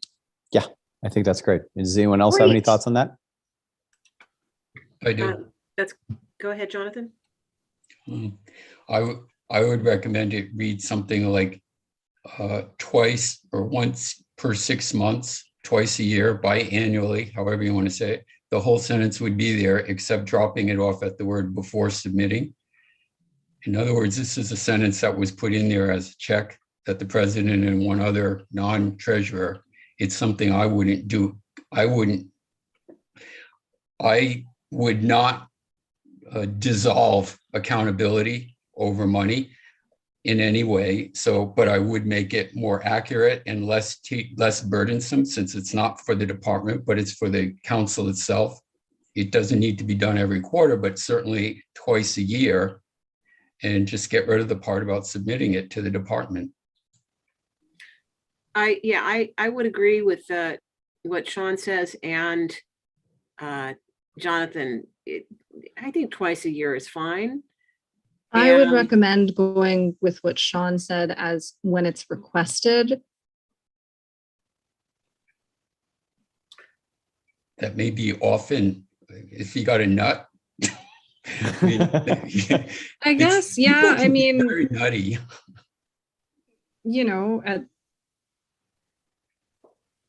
And maybe make it so that, there's a maximum number of times. And I think it's also unfortunately with Jonathan. Quarterly. Okay. That might be fine. I get to Jonathan's point, because there might be someone who does it every month. If Puppet decides to show up and start, saying, I want this check just for the sake of causing disruption. Well, Puppet would have to become an elected board member at that point. Yeah, and I was using request. him. Yeah, I was just using him as a loose example. Yeah. Well, But but yeah, I think that's great. So maybe limit it to at the request, no more than once per quarter. well, No. are we, sorry if I missed this, but at the request of anyone or at the No, a request board of member. Okay, well, Maybe then we could just leave it at that, because I don't see any board member particularly going out of their way to request this, considering that most people Well, probably have not read the bylaws. Sean, I'm especially interested in finances, so Okay. I mean, personally, I think it would be fine to have it biannually, but you can change my mind on that if you like. No, not at all. I am definitely don't want to do that. I don't want to change your mind on something. Sean's correct, because in the event that there's a trouble, if you have to do it biannually, people could just put it off. But Sean's right, actually, but under request, but not more than so many times per year. That means if there's a sign of trouble, it will trigger an activity. There's one other Yeah. thing I would add. I just read the whole NPG process this past week, every single thing that Dunn has put out. And what's missing from our neighborhood council is what's called the completion report.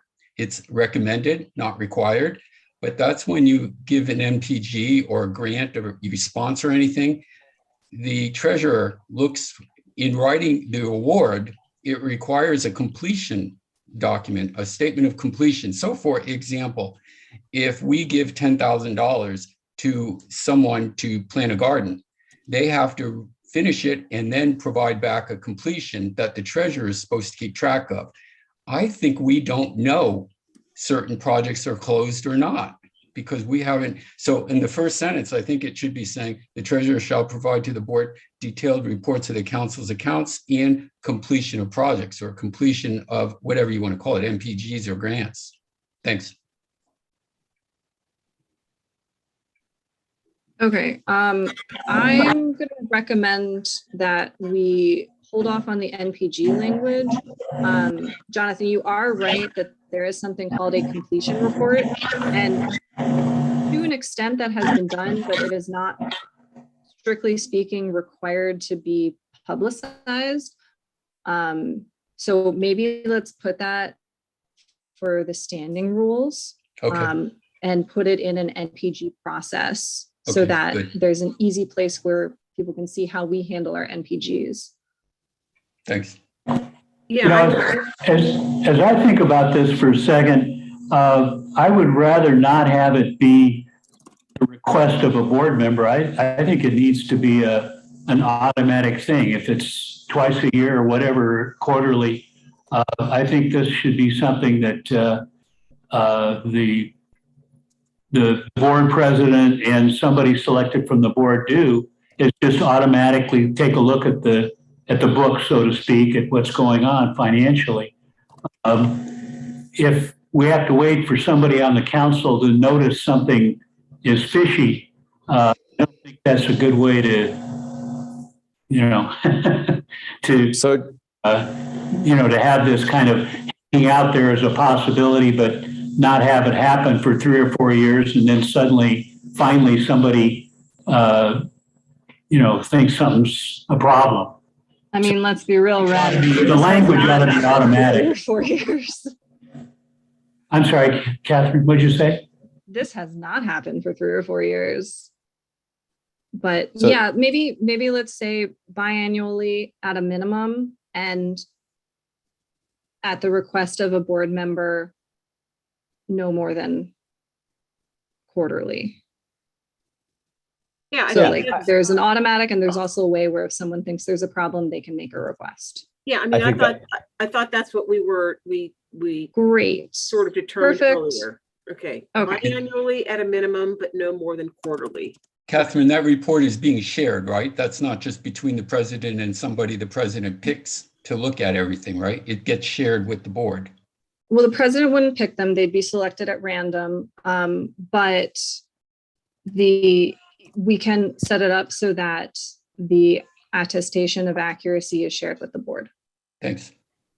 Great. Upon like the next available meeting or something following the action. Yes. Okay. All right. Perfect. Elections, we didn't make changes to this section. We don't manage the elections. So Uh-oh. great. Okay, good. All right. I thought we lost you. Grievance process. Y'all see a lot of blue on this screen. This language, all the way until letter F, and then everything after letter F is from Dunn. So this is all from Dunn's template. And then for letter F, they said, insert your grievance process. So I'll leave up this section that Dunn provided us. If anyone wants to do a quick skim.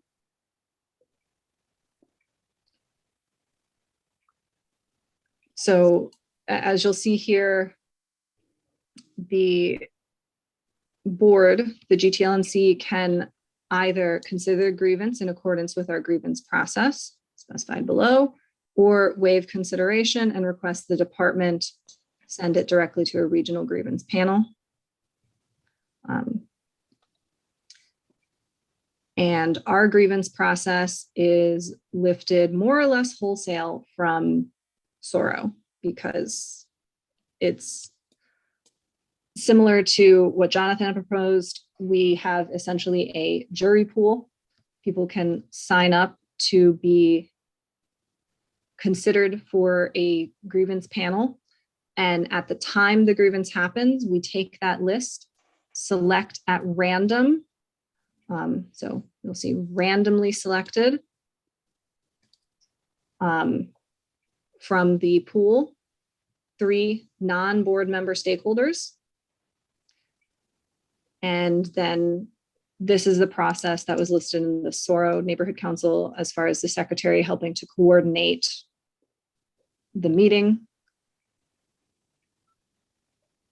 And yeah.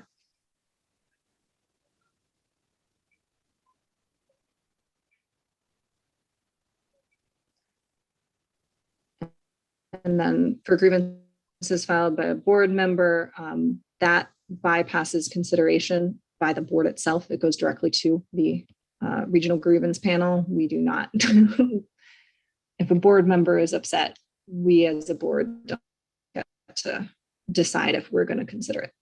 And this, again, is this section here is language directly from Dunn. Hang on one second. thoughts? Yeah, can you go back to the grievances submitted by a board member language? Mm-hmm. Okay. Yes. Okay. Will bypass consideration by the impacted board as set forth. No forward agreement filed with the board against their own board. I'd like to note that I've looked at grievances on the grievance dashboard of the Department of Neighborhood Empowerment, and I was rather surprised to see a great many of them kicked out as being not within the scope of the department. And I thought that was rather interesting, given the large number of them. When people take the time to submit a grievance and compile something only to have done it, you know, to have created this process and then basically declare the grievance outside of its scope of.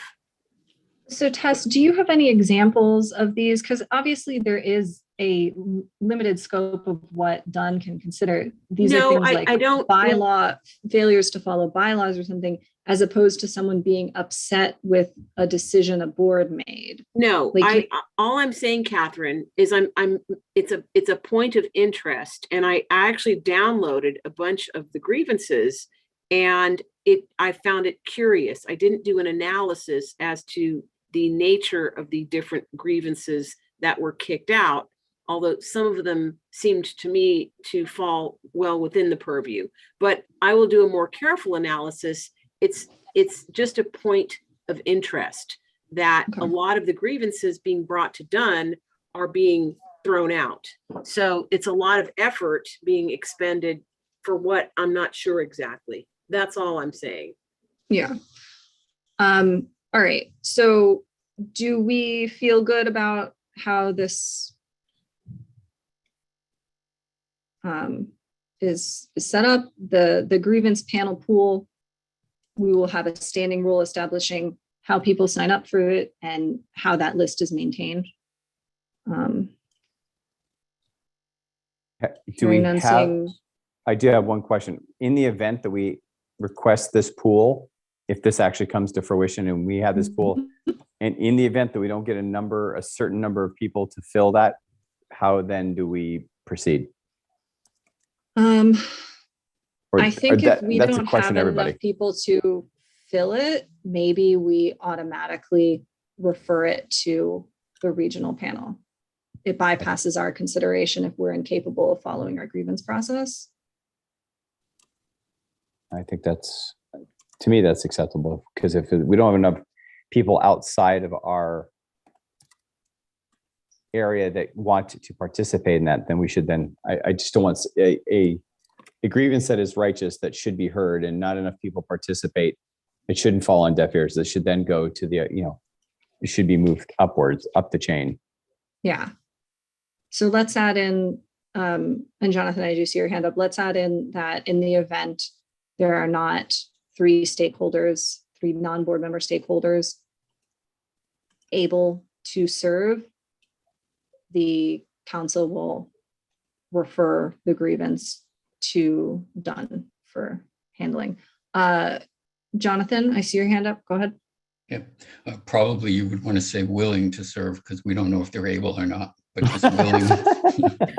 I didn't mean to- We need to say able, because if someone has a conflict of interest, they wouldn't be able to serve, even if they'd be willing. Oh, I see. You're right.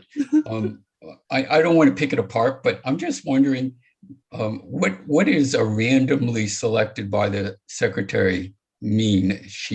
What does that mean, to randomly select? Would it be something they like can draw names from a hat, they can do a random number generator, they can roll a dice on camera, like. Okay, so there's a check to make sure it isn't not correctly done, right? There's ways. Yeah, it would need to be randomly selected. Yeah. Okay, all right, thanks. That reminds me, and I was going to ask this, and I kind of forgot. With respect to us, in the event that we have a tie when we're electing, that coin toss, we should have something that states that coin toss has to be like witnessed by someone versus an electronic coin toss, which Gibson did when we were doing the president elect. Is that something that we want to consider? I'm sorry I meant to talk about this and I kind of got sidetracked, so I apologize. I don't know. I personally don't feel that weird about, like, especially if we hand it off to our Dunn rep, like a third party, to do a coin flip, like the online coin flip. It's randomly generated. Yeah, I get it. Okay, sorry for the deviation. Carry on.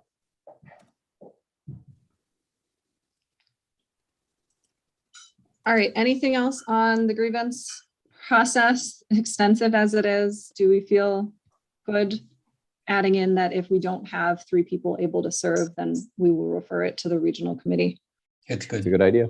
Yeah, I don't know what other option we would have, so yes. Great. All right, Parliamentary Authority. So I'd propose using Rosenberg's rules because it is shorter. As any of you that looked at the template from Dunn saw, that is one of the options that they have. So this language is from the template that Dunn sent us to use Rosenberg's rules, which is really just a simplified version of Roberts. Yep. And then it establishes presiding chair, reminder of the conflict of interest to open each meeting, record of votes by individual for roll call. Which is something we need to do and we don't do. Yes. And then public comment.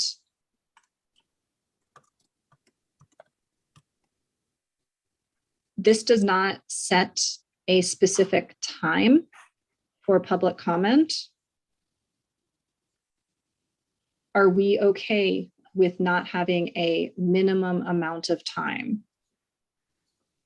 I think anything that gives stakeholders as much time as possible is good. And, that can be adjusted by the chair or the president as needed. If there are 40 people who want to comment, then you adjust downward slightly, and or you see a hot topic perhaps worthy of scheduling a special meeting.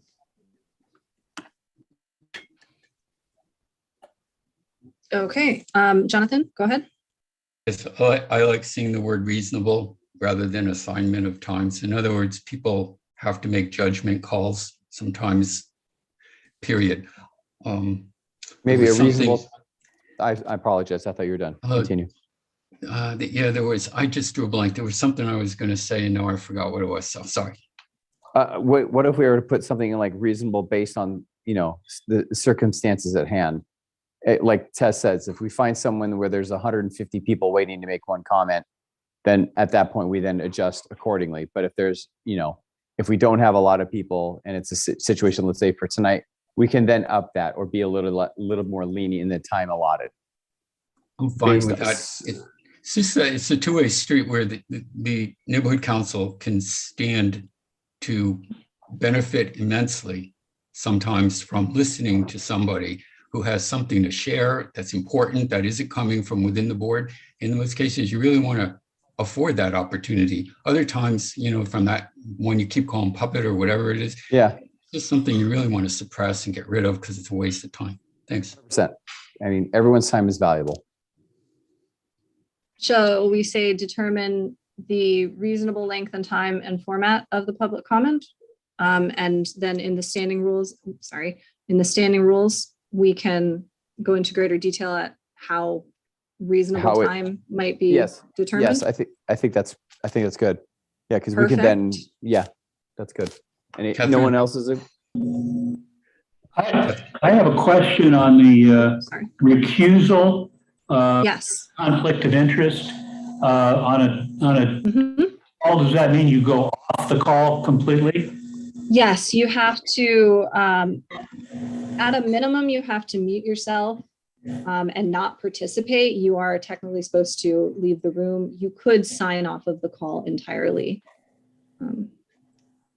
Theoretically, you could mute yourself but still listen to the conversation.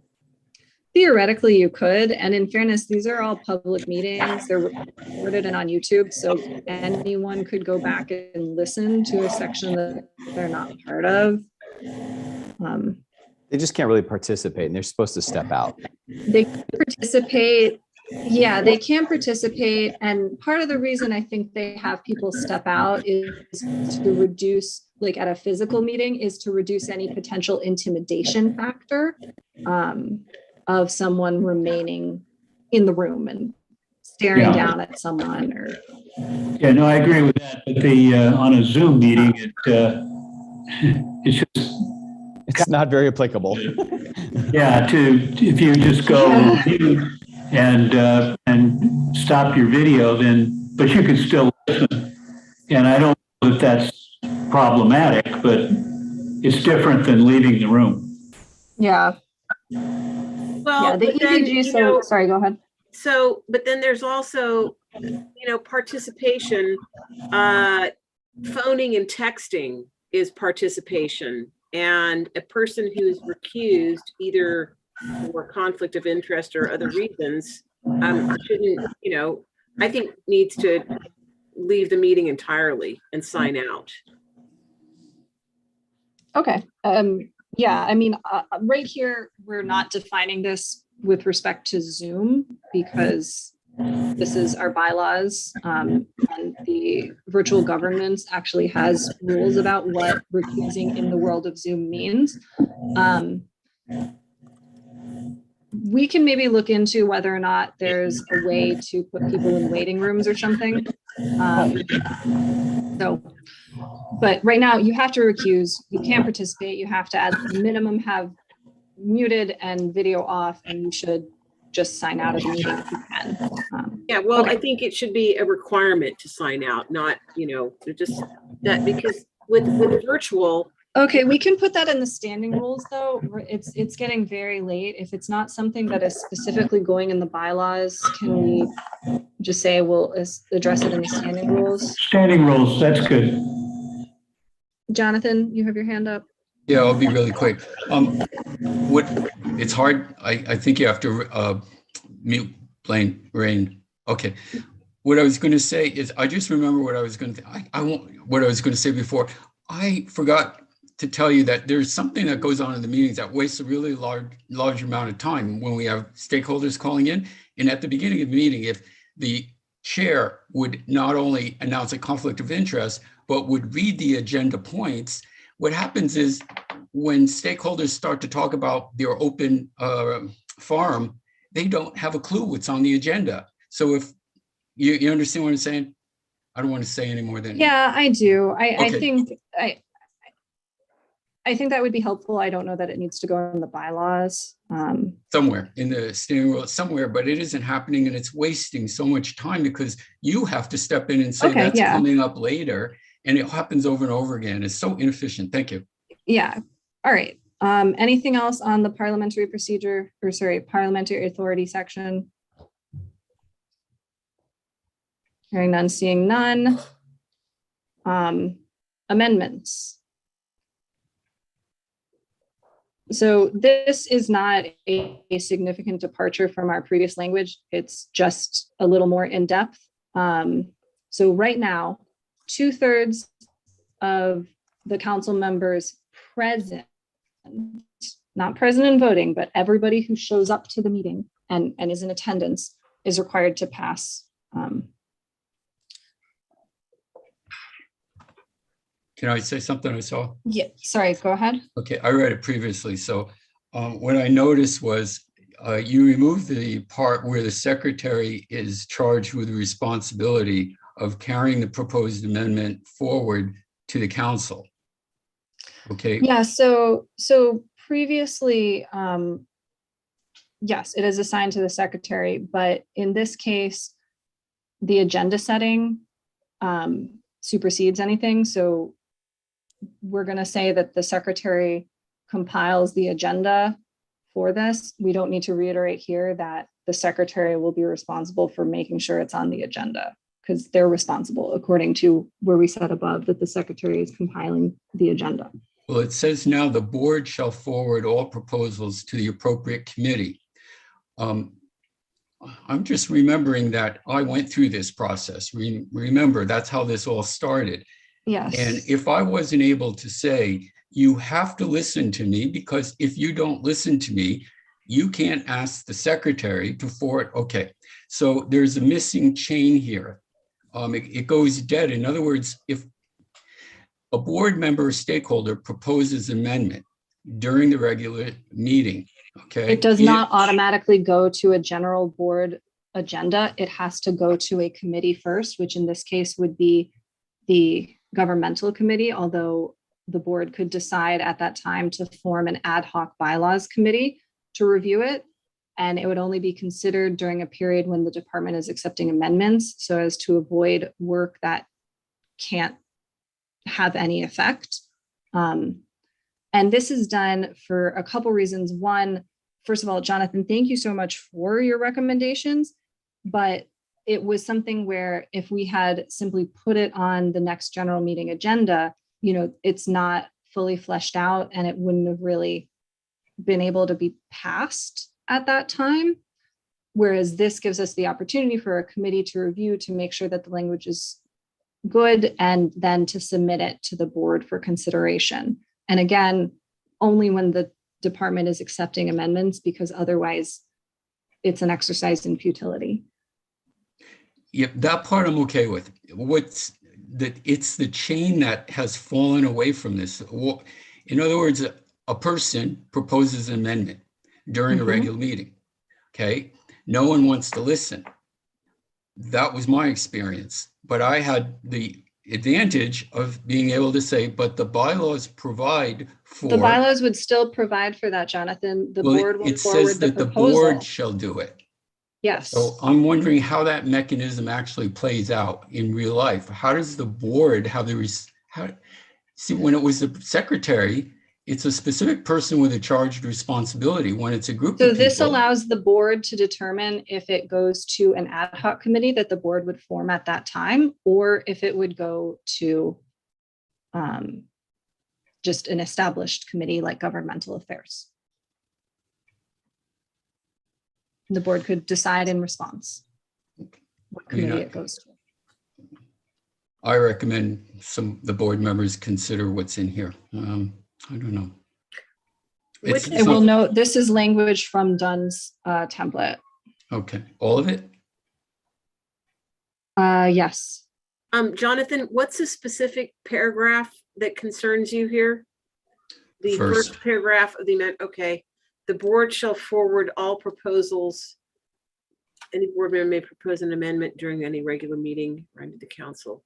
And you would want it to, are you suggesting different language or simply clarification? It was, if you look at the stricken language, you can see that it was the secretary's responsibility to do something. Okay. That meant the president previously had to hear the person speaking. And then, in other words, there is a concrete path forward. There is still a concrete path, Jonathan. The board will forward it to the appropriate committee. Just because it isn't an individual person doesn't mean there's not a path forward.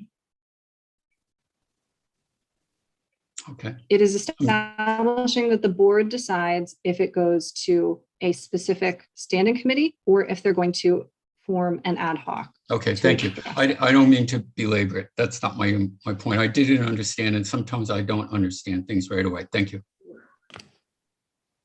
Thank you, Jonathan. I appreciate that. Thank you. Okay.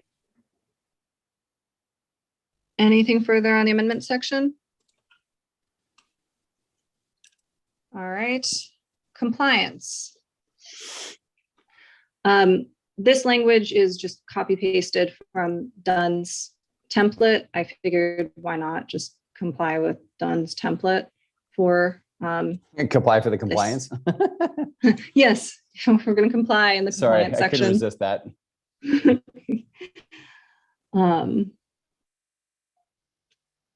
And the Code of Civility allows us to remove disruptive individuals at an official council function, which would include both meetings of the general board, committees, and potentially events in person, maybe someday.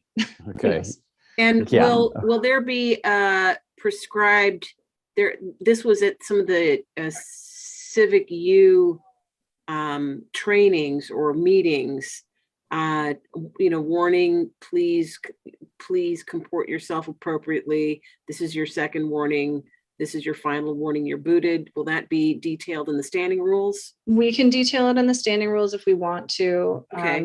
Well, Yeah, I mean, I think disruptive, disruptive could be, I don't, it's hard to define. It's kind of like trying to define obscenity. It's, you know it when you see it, but I just would want to protect against somebody declaring something disruptive simply because it doesn't comport with his or her point of view. So, yeah, so it would have to be in accordance with the Brown Act. You couldn't simply remove someone because they disagreed with you. okay. Yeah, They yeah. would have to be impeding the business. Okay. All right. And that's kind of labeled in the Brown Act. I actually remember this from school. This specific thing from school.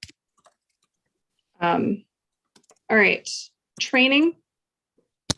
So if you haven't completed your trainings within 30 days, now this is a slight change from what we previously discussed. At 30 days, you'll receive a 45-day warning. During that warning period, you're not eligible to vote. If you get to the end of that warning period and you haven't done your training, you don't get to vote for the rest of your term. So it still sticks with the 60 days plus 2-week warning, a 75-day period. It just adjust it slightly so you get your warning at 30 days. And then you're not allowed to vote at all. Can I ask a question that would, I don't know Yeah. if this may, if this seems silly, but if the person isn't willing to do the training and they've given all of that time, and then all of a sudden they get to this point and they've lost the ability to vote, what's the point of having them on the council? Well, if and at that's- that point, it might be worthy of someone, 3 people requesting to remove them from the board for cause. Is there any way that, or is that something we can then, and maybe we should address that in the standing rule, that in the event that they get to this point, and then at that point, we should address it, or I don't know, because I feel that you should be able to do this training. There are extenuating circumstances for certain people that maybe not have the accessibility, and I get that, and I don't want to ever take away from that. But if I they're just- mean, do we want to say that instead of removing their voting rights for the rest of their term, they're automatically considered for removal from the board? Similar to what we do with the absences? I think that would be wise. I don't know. Jonathan, Tess, Brand, what are your thoughts? Who gives that warning? I just think it should just exist. I don't think it should be mandated by a specific person. It should just simply, it's like a start and finish line. If you don't finish, Right, you then, who is warning the board member? Where does that warning come from? In Warnings this? come from done. Just for the record, everybody on the board has completed all the required training, so. Yes, That's right good. now, everyone. It's not a live issue, but it could be in the future. I don't mean to be draconian, but I think if people can't manage to get the training done, then maybe they're not ready to commit. And yeah, maybe an that's to my automatic, point.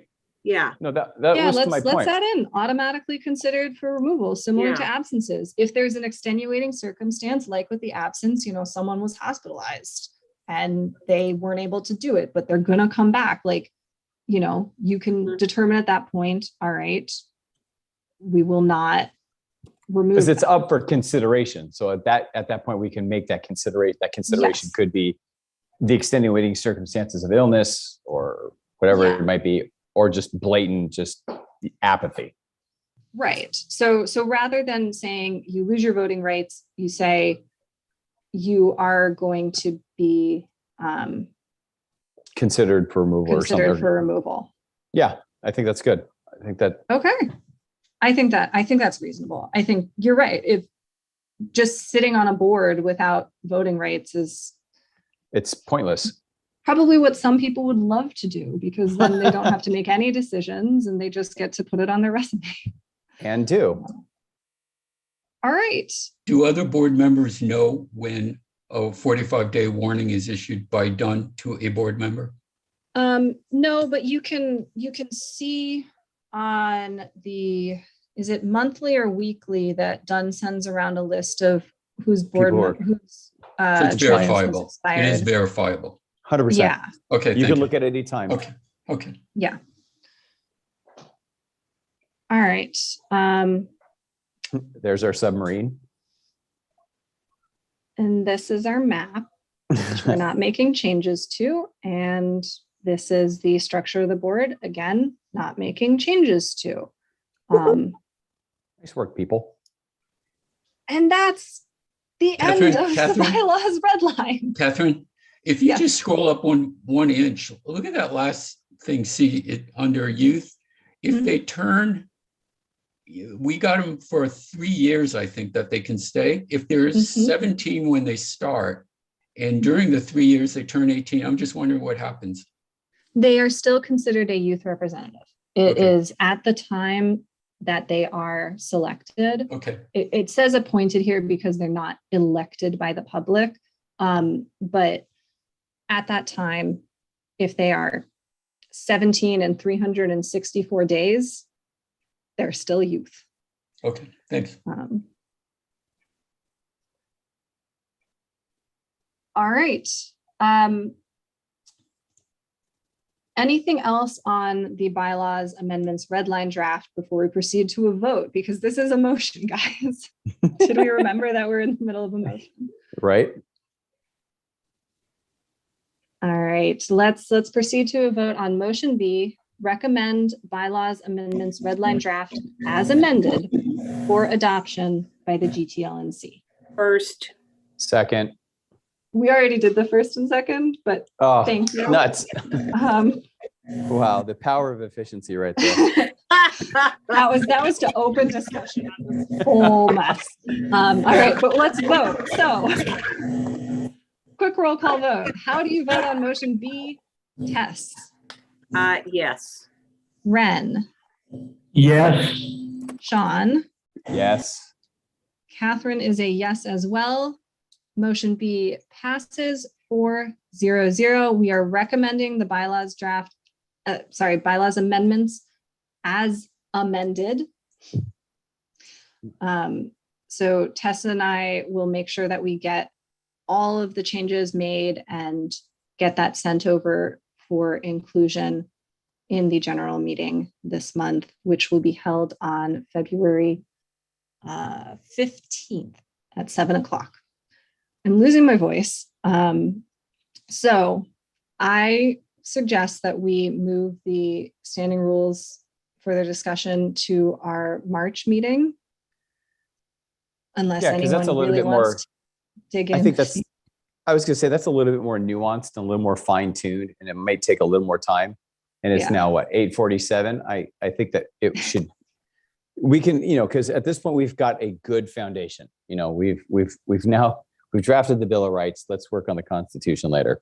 Thank you. All right. That's just and then- me, and I don't. Yeah, I'm just speaking for me. It's entirely up to everybody else. John, why don't we spend the next 4 hours going over standing rules now? Who hurt you as a child, Tess? Oh, look, my internet's having issues. All right. Well, yeah, I agree. Let's move standing rules discussion to next month. But before we adjourn, new Yes. business future projects. Yes. I have an update. I finally connected. Well, I'm working with Lee Jameson on this, his proposal. And I think it's actually extremely timely given the amount of elder abuse and abuse of conservatorships in particular, which has literally become an industry, which is frightening. But even though I am in Nazarian's assembly district, it turns out that Lee is in Luz Rivas's district. So we connected with her office last week, and we have a good working strategy and an outline to draft some legislation going forward. So that's a step forward for the Awesome. record. Yes. Thank you so much for working on that, Tess. All right. Any other new business future projects that people would like to see on a future agenda? We are getting close to being done with the bylaws stuff, so we might be able to do other things too. What? I know. Imagine. I think this is it for now. for Hearing me. none, seeing none. All right. Thank you all so much for being here this evening. We will adjourn the meeting at 8:49 p.m. Our next meeting is Tuesday, March 1st. Awesome. 6:30. Have a Thanks, great evening. everybody.